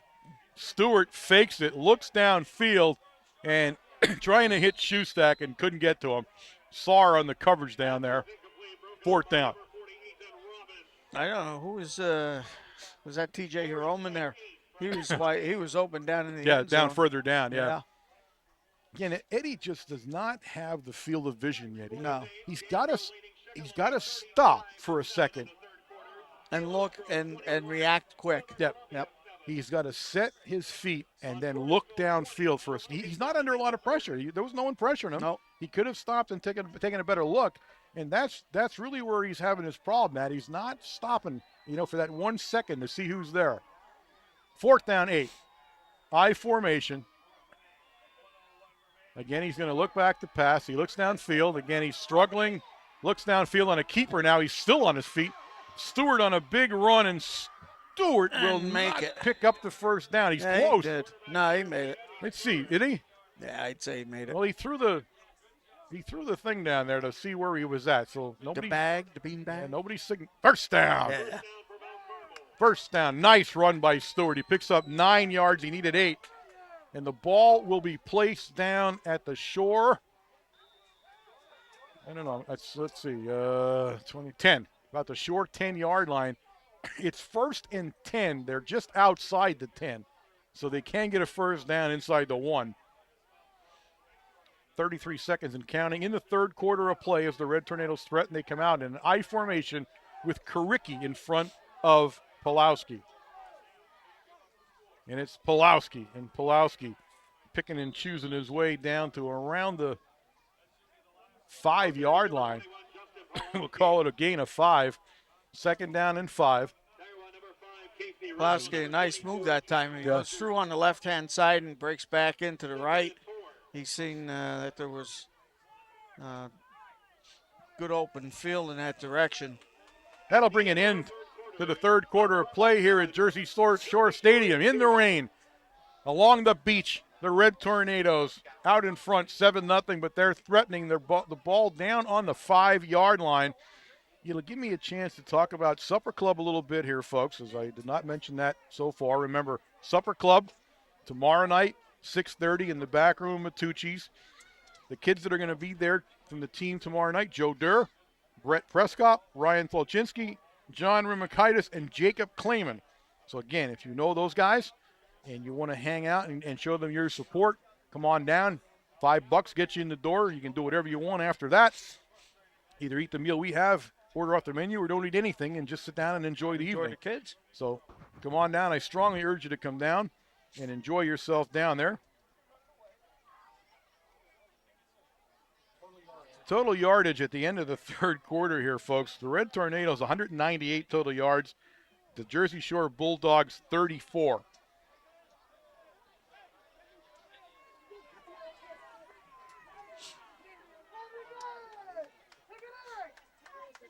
All right. We're going to start this fourth quarter. We got 12 minutes of football left. We're going to switch all the way down to the other side of the field. We're going to hope they stay to the right, because if they go to the left, neither one of us are going to see what happens. Can't see. You're going to be looking on the monitor. But I'm ready. Second down, the ball just inside the 5-yard line. The Red Tornadoes are in a split backfield. Two guys split to the left. And it's Shoestack, and Shoestack didn't have the ball for a second. And I don't know if he picked it up or not. He didn't have the ball as he went through the hole. Yeah, he had it on his hip. Okay. As he went through, it slipped. These jerseys and uniforms are soft and wet on top of everything else. And they're slippery with the mud. Yep. So he gets it down, believe it or not, even with that run, to the 2-yard line where it's 3rd down and 2. And remember, you can get a first down somewhere just inside the 1.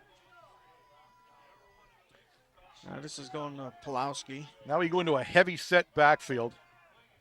We're heavy to the left of the formation. Shoestack, and Pulowski, and he's not going in. The Shore all over that run.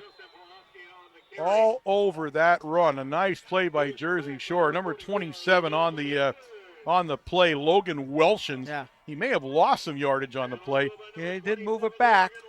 And now just like that, it's going to be 4th down and 5. So 4th and goal from the 5. And again, there was no push whatsoever from the Red Tornado offensive line on that play.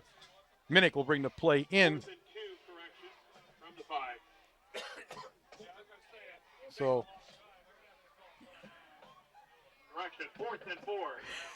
timeout, Red Tornadoes. We knew they were in trouble, and they just couldn't get a play in, so they call it timeout.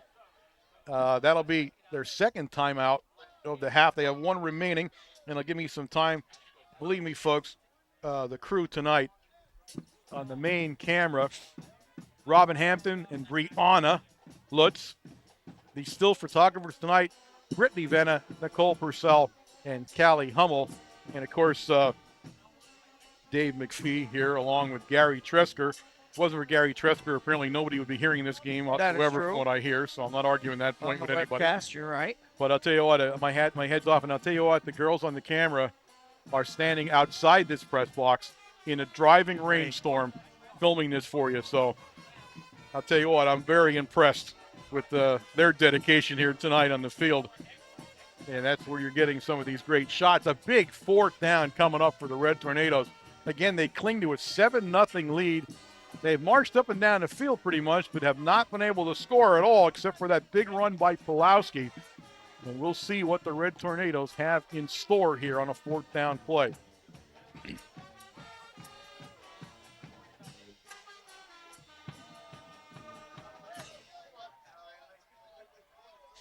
All right, they're going to come out in an I formation. Pulowski's that tailback. Heading to the corner. And they're going to give it to Stewart. It's a pitch to Pulowski. Pulowski has one guy to beat, and he takes it in for the touchdown. And there you see a simple little move by Pulowski. Yep. Throws that guy at the 2-yard line. And he goes in. Again, number 27, Welshon. And he just stopped him completely in his tracks and broke up inside that time. Great move there by Pulowski. And you can see the maturity with Pulowski and those types of moves, the stiff arms that he's giving and everything else. Yeah, he almost stopped dead and waited for that guy to plant his foot, and as soon as he did, he ran right past him. Roman in to attempt the extra point here. Out of the Pulowski hole, the center's back and good, and Hiroman's kick is up and good. So it is 14-0 Red Tornadoes. A little bit of breathing room now at the 10:29 mark of the 4th quarter here. But not a game that you want to sit through the films about, that's for sure. As the Red Tornadoes, not much push on offense. I shouldn't say much. They marched up the field. Let me put it a little differently, but not the same explosive offense you're used to. And again, because we cannot go outside the end anymore. Right. And we recognize that now. We've stopped trying to do that. I mean, they just simply can't cut. The field gets worse by the minute. It continues to pour rain here. So it hasn't stopped for 1 second since we got here. And the Red Tornadoes now getting their bread and butter on the inside there between the tackles or just off tackle. That's where most of the gain is. And, of course, on the goal line down there, the first time we saw it all night, the option. Yes. And running the option in this weather was a bit of a gamble, but caught the Jersey Shore defense by surprise. And then you just let Pulowski's hips do the rest in the end zone. Roman ready to kick off here.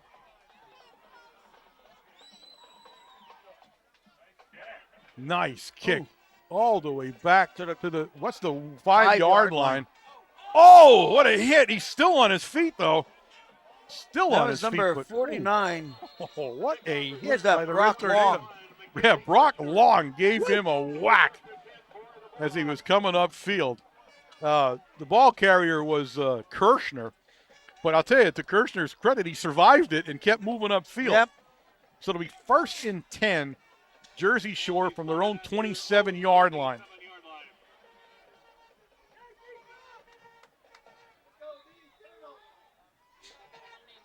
English having a conversation in the backfield there. He's going to go under center. They're going to stay in an I. Only this time, Sarr's the fullback. And they put Robbins in motion. They're going to try to hit the big tight end down the middle. And it goes for naught as Lamb on the coverage along with Hiroman. Hiroman was there the whole time. They were trying to hit Matt Strayer. Yep. And, it's funny, the coaches in the box up next to us yelled it as soon as the ball was snapped, they knew what it was. Really? They knew exactly what it was. As soon as Robbins, Sarr came into the fullback spot, which was the first time we've seen that, and Robbins went in motion, which we haven't seen either. So it's obviously they've seen that on film, and they know exactly what it was. So it brings up 2nd down and 10, but those of you who don't think the coaches up in the box know what they're doing, that's living proof they absolutely know. The Bulldogs come out in a trip formation now. They're trips to the right. Now they put a man in motion back along Rogers, but we hand it off in the middle, and Karicki on the initial hit of Sarr. Play goes almost nowhere. Yeah, loss of about a yard. It's, again, a misdirection play. Everything was coming to the right, and Sarr tried to cut back against the grain across the guard position between guard and center.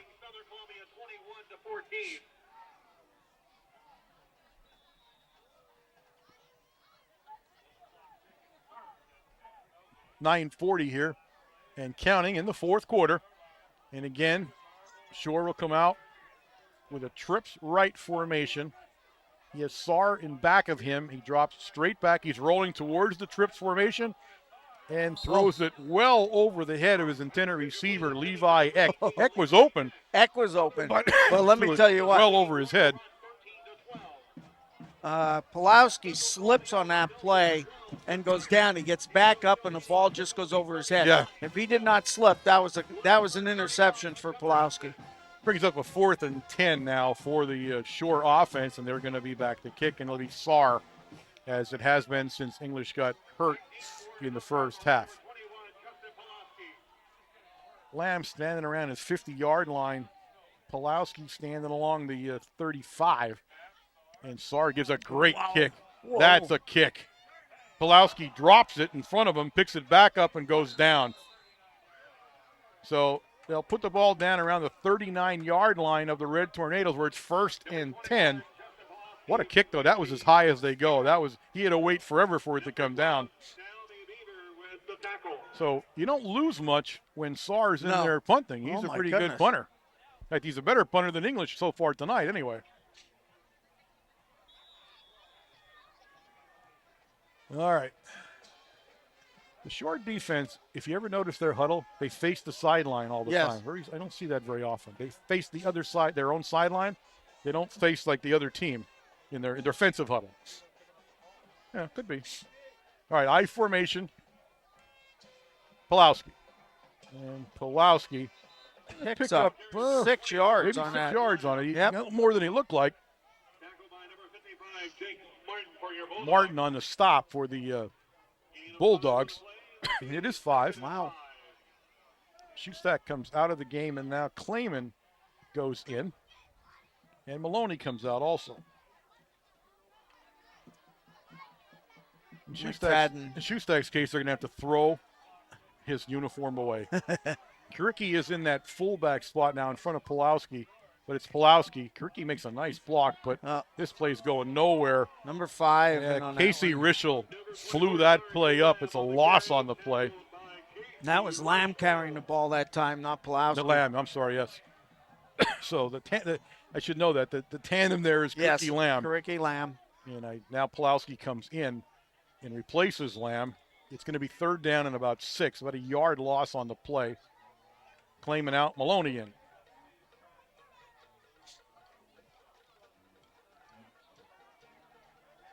So this time, Kuricki will be in front of Pulowski.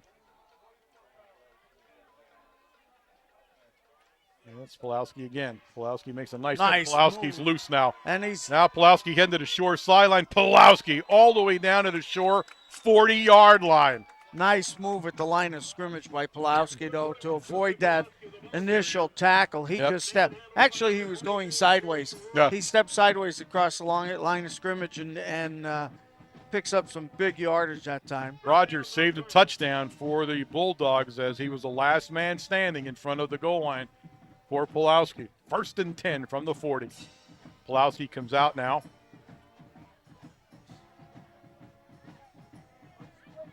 And now Lamb will be in that tailback position again. Kuricki stays in the fullback spot. Lamb will pick up a couple of yards on the play. It'll bring up 2nd and 8. He's stopped down there again by Rischel, number 5, and Enders, number 44. Clock still running. 7 minutes left in the 4th quarter. Clayman brings the play in from Coach Chicatano. Red Tornadoes in no hurry now as they burn time. They come out with twins out to the left of the formation. They're in the eye. And it's going to be Lamb. Lamb takes it down to about the 36-yard line. Gain of about a yard on the play only. It'll bring up 3rd down and, it'll bring up 3rd down and 6. I can't tell. Yeah, 3rd down and 6. Yeah, I know this. Can't see. The down marker's in a blind spot for us, but trust me, we're about 3rd and 6 here from the 36. As Pulowski now brings the play into the Red Tornadoes. I would probably be better standing in the doorway. Yes, you would. You have a better view of it there. Mm-hmm. All right, a big 3rd down and 6 for the Red Tornadoes. We're in a split backfield. This time the Twins are to the right of formation. And it's Karicki. Karicki had slipped right as he got the ball. He'll gain. We're going to give him 2 yards on the play. It'll be 4th down and 4 for the Red Tornadoes. Now you see, trying to get anywhere further than the tackles, You're going to slide all over. It's terrible. It's gone now. There's no footing at all. Abelmar now into that line, and Purcell will come out. Pulowski in. TJ Roman in. And Minnick goes in. Minnick goes we in. have a wholesale change going there on the 4th down call.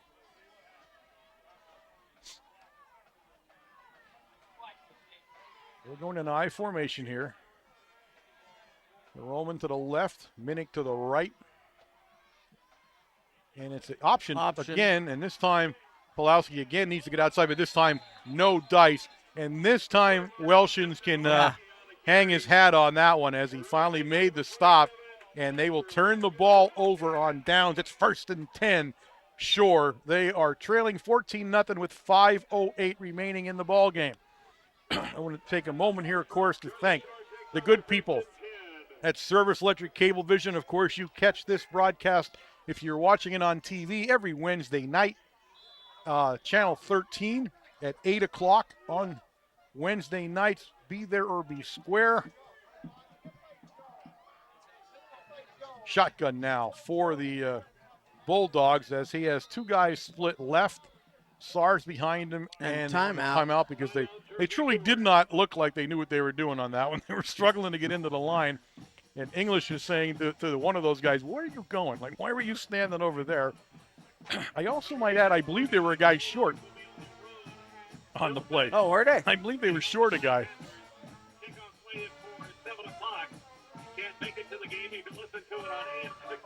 Don't forget the big alumni weekend coming up on at the end of October, the October 30th, 31st weekend. Of course, the big game with Southern Columbia, the retirement of Henry Hynoski's jersey, the 5K run in the morning, tours of the high school, and, of course, the big to-do at Lazarski's in the evening where everyone will mingle and have a great time, I guarantee it. Tickets again at the high school or at Community Pharmacy.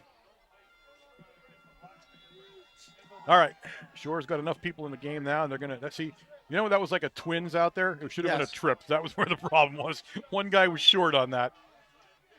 This time they put Saar in motion a little bit, but he's going to block. Taylor had plenty of time, and now Taylor threw it away, and there's no intention there. He might have been outside the containment. The containment. I'll tell you the truth. The guy had his flag in his hand. The referee had the flag in his hand, but he did not throw it. And I guess, it was pretty close as to where he actually was. He threw it to nobody. I mean, there was nobody over there. But they're not going to call it, so it'll be 2nd down and 10 from the 37. You see, they put Saar in motion that time to try to contain the end. Yeah, the end there. Again, we're still trips. Trips to the left side of that formation. It's a keeper. English, it was a design keeper, to tell you the truth. And he dropped the ball. And the ball's Pulowski. Loose. Ball came out, and the Red Tornadoes have recovered it. Pulowski ripped it out. Sinopoli on the recovery. So the Mike Terry Award winner recovers the fumble, and the Red Tornadoes take over. 4:52 remaining in the ball game now, and they'll have the ball right at the 37-yard line of the Bulldogs. Stewart will come into the game at quarterback. Now, the Red Tornadoes need to do nothing here but roll the clock off, but we'll see what they want as they'll come out in an I formation, and they were short a guy themselves for a second. Shoestack, and now they're going to change because they can't.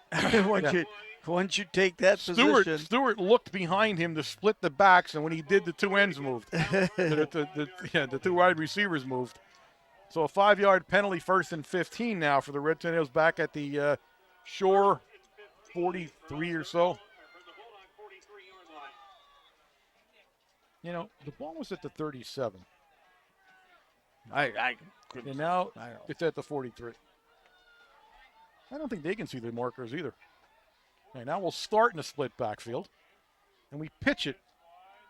And Pulowski looking for the play. Got Pulowski's around got it. Rogers. Pulowski's down along the shore Look at sideline. the speed. Look at the speed on him. Pulowski out. Touchdown. No. He went out of bounds. He went out of bounds down around the 3-yard line. But you're right. The burst of speed was amazing. He'll go out along the three-yard line or so where he threw that beanbag. It'll be 1st and goal. Red Tornadoes on another big run by Justin Pulowski. No, Pulowski, I'll tell you what, he got around the corner. You did see him tippy-toeing a little bit, and all he had to do is Rogers was out there, number 22, and he did get around him, and as soon as he did, he straightened out, squared his shoulders up at the goal line, and took off. Well, again, on a dry field, that's a touchdown. Oh, yeah. But you're running along that sideline. It is so icky. We go into a heavy formation. We're heavy right of the formation now. We follow the heaviness, and Pulowski picking and choosing his way. He'll get down around the 1. So it'll bring up 2nd and goal from the 1. Enders on the stop for the Bulldogs. And Minnick will bring the play in to the lineup for the Red Tornadoes.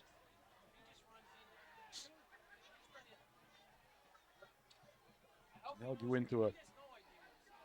go into a heavy set again here as Minnick trying to get him in the right spot there. Now they're going to go heavy left in the formation. And it's a keeper by Stewart, and I don't know if he got in there or not. There's no signal. And they're going to say no. Yes! They're going to say touchdown. That was a late call there. It was. Of course, with all the mud down there, they try to find the ball first because it blends in with his uniform. Then they had to find the line on the field. Yeah, where the goal line was. Is at. At the 3:52 mark of the game here, the Red Tornadoes bounce out to a 20-0 lead now with the extra point attempt to come from Heroman. That's actually the better end of the field to kick an extra point from if you're going to choose them, to tell you the truth.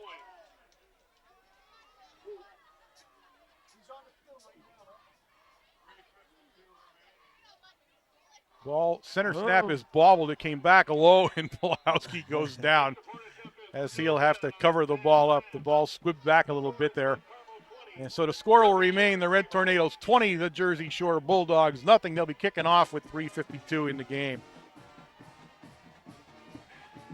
Field conditions really dictated the way this game was played, though, Wayne, across the board. Oh, yeah. So, you can't fault the offense. It's just that the Bulldogs are hanging on a little bit too long for as much as I was concerned. Anyway, it was only 7-0, and but you are correct. These are the types of conditions that will dictate a game, good, bad, or indifferent. It doesn't matter what type of team you have, but it sort of equalizes everything for everybody. Absolutely. We sort of laugh about the rain because it's rained so much, but it doesn't. And you see how this field here, and it is a muddy field, terrible field, that how has affected the way the Tornadoes play. The type of running that Pulowski has done in the last couple of weeks on our field that was totally drenched for days as compared to a field like this. So I'll tell you what, in the field conditions here, Pulowski, 20 carries, 178 yards. No kidding. So didn't hold him up that much, I guess. No, it didn't. Roman's kick. Another deep kick down to around the 10-yard line. Nice run. That was Welshins, I believe, bringing the ball again. Up. Yes.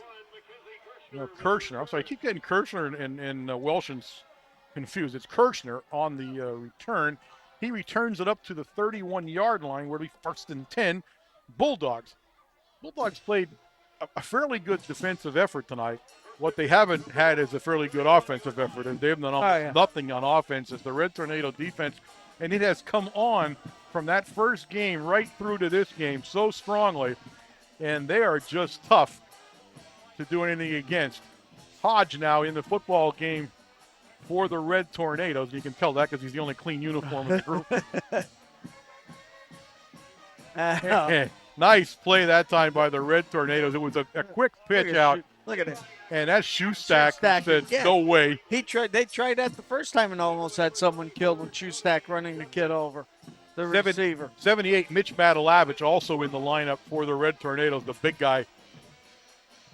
So it's going to bring up a 2nd down and 12, a 2-yard loss on the play for sure. And that's a catch, a pass you wish you didn't catch. No, you bet. Especially with Shoestack around, that's for sure. All right, we're going to come out here with a trips left, one guy wide to the short side of the field here. So it's a wide offense here as English looks downfield. This time he had time to throw. Oh, almost intercepted by the Red Tornadoes. He threw it right over the head. Lamb is saying to Minnick, how did you not catch that? It's exactly what he said to him. How did you not catch that one? He threw it right at him, and he didn't come up with it. It hit me in the hands. So yeah, hit me right in the hands.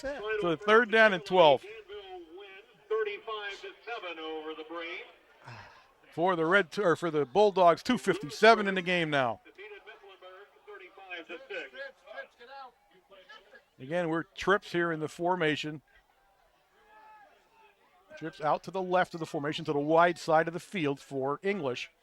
And English will throw again. Plenty of time. Over the center. And This he has time his man. he had his man down there. He's finally hit Brian Lucas up at the 44-yard line. 1st down. And we haven't heard that very often for the Shore offense tonight here, as they'll set the sticks and start the clock.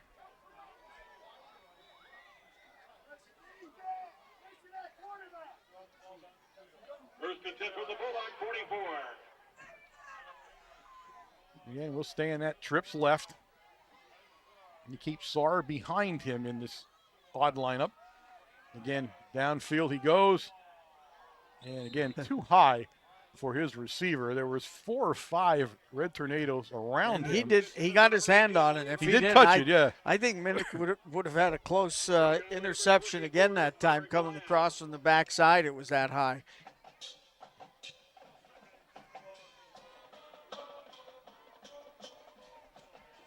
So they're going to bring Shoestack off so they can start the process of scraping his uniform off.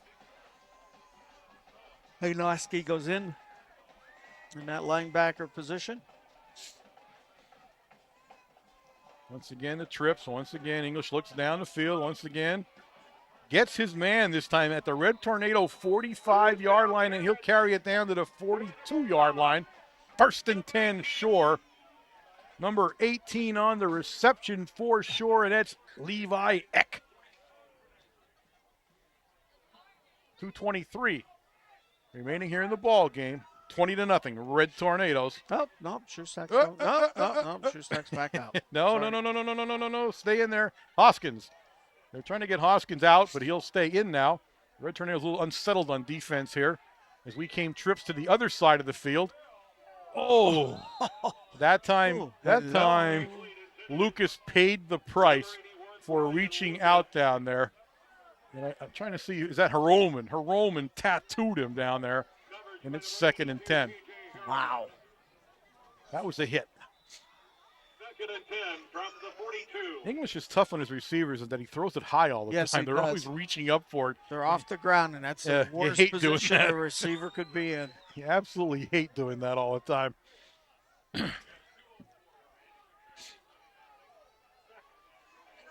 All right. We're going to go trips now to the short side of the field, and we're going to call a timeout. Shore says timeout. 2 minutes and 4 seconds left in the game. Okie dokie. All right, again, don't forget Supper Club tomorrow night, folks. This is grind time in the season now. We'll be playing Lewisburg. Coming up, of course, Lewisburg at Milton, which is an oddity in itself. So we'll be traveling to Milton to play Lewisburg. I'm not even asking how that happened. And, of course, then we end the season with the 2 big games. The Southern Columbia area Tigers come to the stadium, the Silver Bowl, for Alumni Weekend. And we close out with a big game, the 10th game of the season. That's the cup finally fell against the North Schuylkill Spartans. Right now, at least, the undefeated North Schuylkill Spartans. All right. Trips right now. That's all this is. It's going trips right or trips left. English rolls to whichever way the trips is. Now he's under serious trouble and he goes down. getting off the bottom of the pile down there is Juraski. Juraski, Adam. He was the one that actually blew that up right at the beginning. He came in from that defensive position so quick that English he was actually trying to roll to the right to make his throw, and Juraski just blew that up. So 3rd and 17 now for the Bulldogs on the big sack loss. A minute 35 and counting here in this ball game, and it continues to just pelt rain down on the field. Okay, we got the trips to the other side now. Straight drop back this time. English plenty of time. Looks downfield, and it's incomplete. That time he bounced it in front of him. He was trying to find Welshans. I think he's trying to bounce in front instead. English is trying to short arm the ball a little bit, and that's the reason why it was so low. So the clock stops on the incompletion with a minute 20 remaining here. I'm not convinced that in Shoestack's case they're going to have to steam Ginny him off before they get him into the locker room.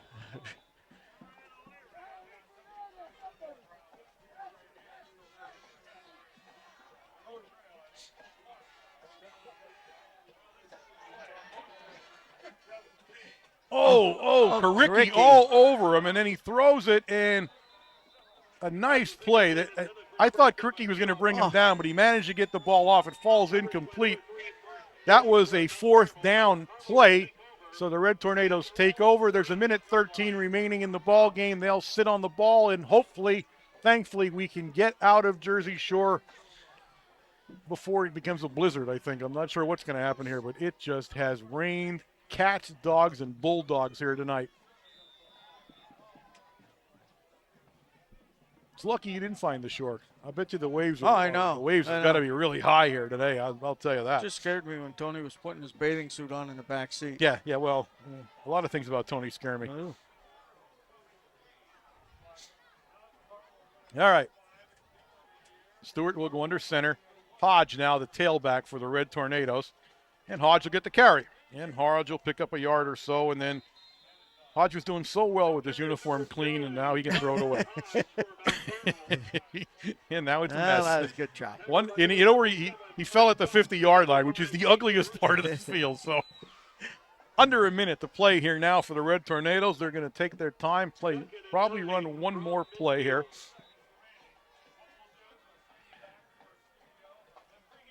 That might be one play. That's about it. It was a hard-fought game by the Red Tornadoes here tonight under just horrific conditions. And now we're in the victory formation here. Hodge and Shoestack turned inward so the ball doesn't get past them. And Stewart will take a knee with 27 seconds remaining. They're not going to have a chance to set the clock for another play. And that, ladies and gentlemen, will bring an end to the ball game here at Jersey Shore Stadium. Stadium actually at the middle school, not the high school. That's true. I don't know where the high school is even, and I'm in no condition now to go find out where it is. So the game is over. The Red Tornadoes have won 20-0. We're going to have the end of the game stats because we have Jose sitting with us here. As soon as he compiles them, a big game for the Red Tornadoes. One of those games where sometimes, like you said, you get shocked a little bit. You come in a little bit lackadaisical. You had a problem with your head coach, didn't make the trip. A lot of things happened in the longest road trip of the regular season up here. So yeah, you're right. So a lot of things going differently for the Red Tornadoes. Then you play on a tough field under just crazy conditions here. It's still never got out of the 30s here, and it never stopped raining very hard. So just a big game for the Red Tornadoes. A win they needed. They will bump up to 5-2 on the season. The Bulldogs will fall to 0-7 here at homecoming at Jersey Shore Stadium. So not the time. Of course, you don't want to schedule Mount Carmel for homecoming if you can avoid that, but apparently they did. It looks like Jose is ready to give us the end of the game statistics here, and we'll get them right now. Okay, Warren, a second consecutive 20-0 victory for Mount Carmel, 8 consecutive scoreless quarters for defense, and a nice job in a hard-fought ball game, and a nice ball game by Jersey Shore. Jersey Shore, 25 rushes for a net of 10 yards, 5 of 21 passing for 29, total offense 39 yards, 6 first downs. For Mount Carmel, 49 rushes, 260 yards, 1 of 5 passing for 14, total offense 274, and 12 first downs. Pillow with an outstanding game, 21 rushes for 170, or 20 rushes for 178. Cody Shustak, 6 for 35. Tyler Karicki, 3 for 9. Myrick Lamb, 8 for 21. And Eddie Stewart, 11 for 16. And Tyler Hodge, 1 for 1. Nice effort. It's what we wanted to end up with tonight. And Coach Ches, number 5. Yeah, absolutely. Yeah. Yep, that's what you like to see. We walk out with a win. I said this is the crunch time now for us. We play Lewisburg coming up tomorrow or 2 days time, and then we move to Southern Columbia and on to North Schuylkill. North Schuylkill, a non-Heartland Conference game, the only one of the year for us, but giant implications in District 4 for the playoffs for the points. So we'll talk about that as we get closer to it. Lewisburg coming up, another tough team for the Red Tornadoes, and again, it's played at Milton, so. Kind of a neutral field, I guess. Milton would be another neutral field. We played them twice last year, did a nice job last year. They had one of their best teams in a long time last year, and we were fortunate enough to come away with wins both times, and hopefully we can do it again. Absolutely. Okay, again, we could talk a little bit about the pass game, but I'm not tonight because it's impossible to talk about a pass game in a weather like this. No. I don't think it's anything you want to even think about. You can't No, I know we wanted to get Eddie 15 attempts tonight, but we got not 5, but it just wasn't going to happen tonight. It never stopped. It's the same as it was at the beginning of the game, and the ball was wet and the field was slick, and we did what we had to do to win the game, and I think that's important. All right, gang, we're going to wrap it up here from Jersey Shore here as the Red Tornadoes leave the field. The Red Tornadoes have won the game 20-0, 5-2. For Jose Gonzalo and Wayne Brokenshire, I am Warren Altamore. This has been a sports presentation of WKMC TV. Good night.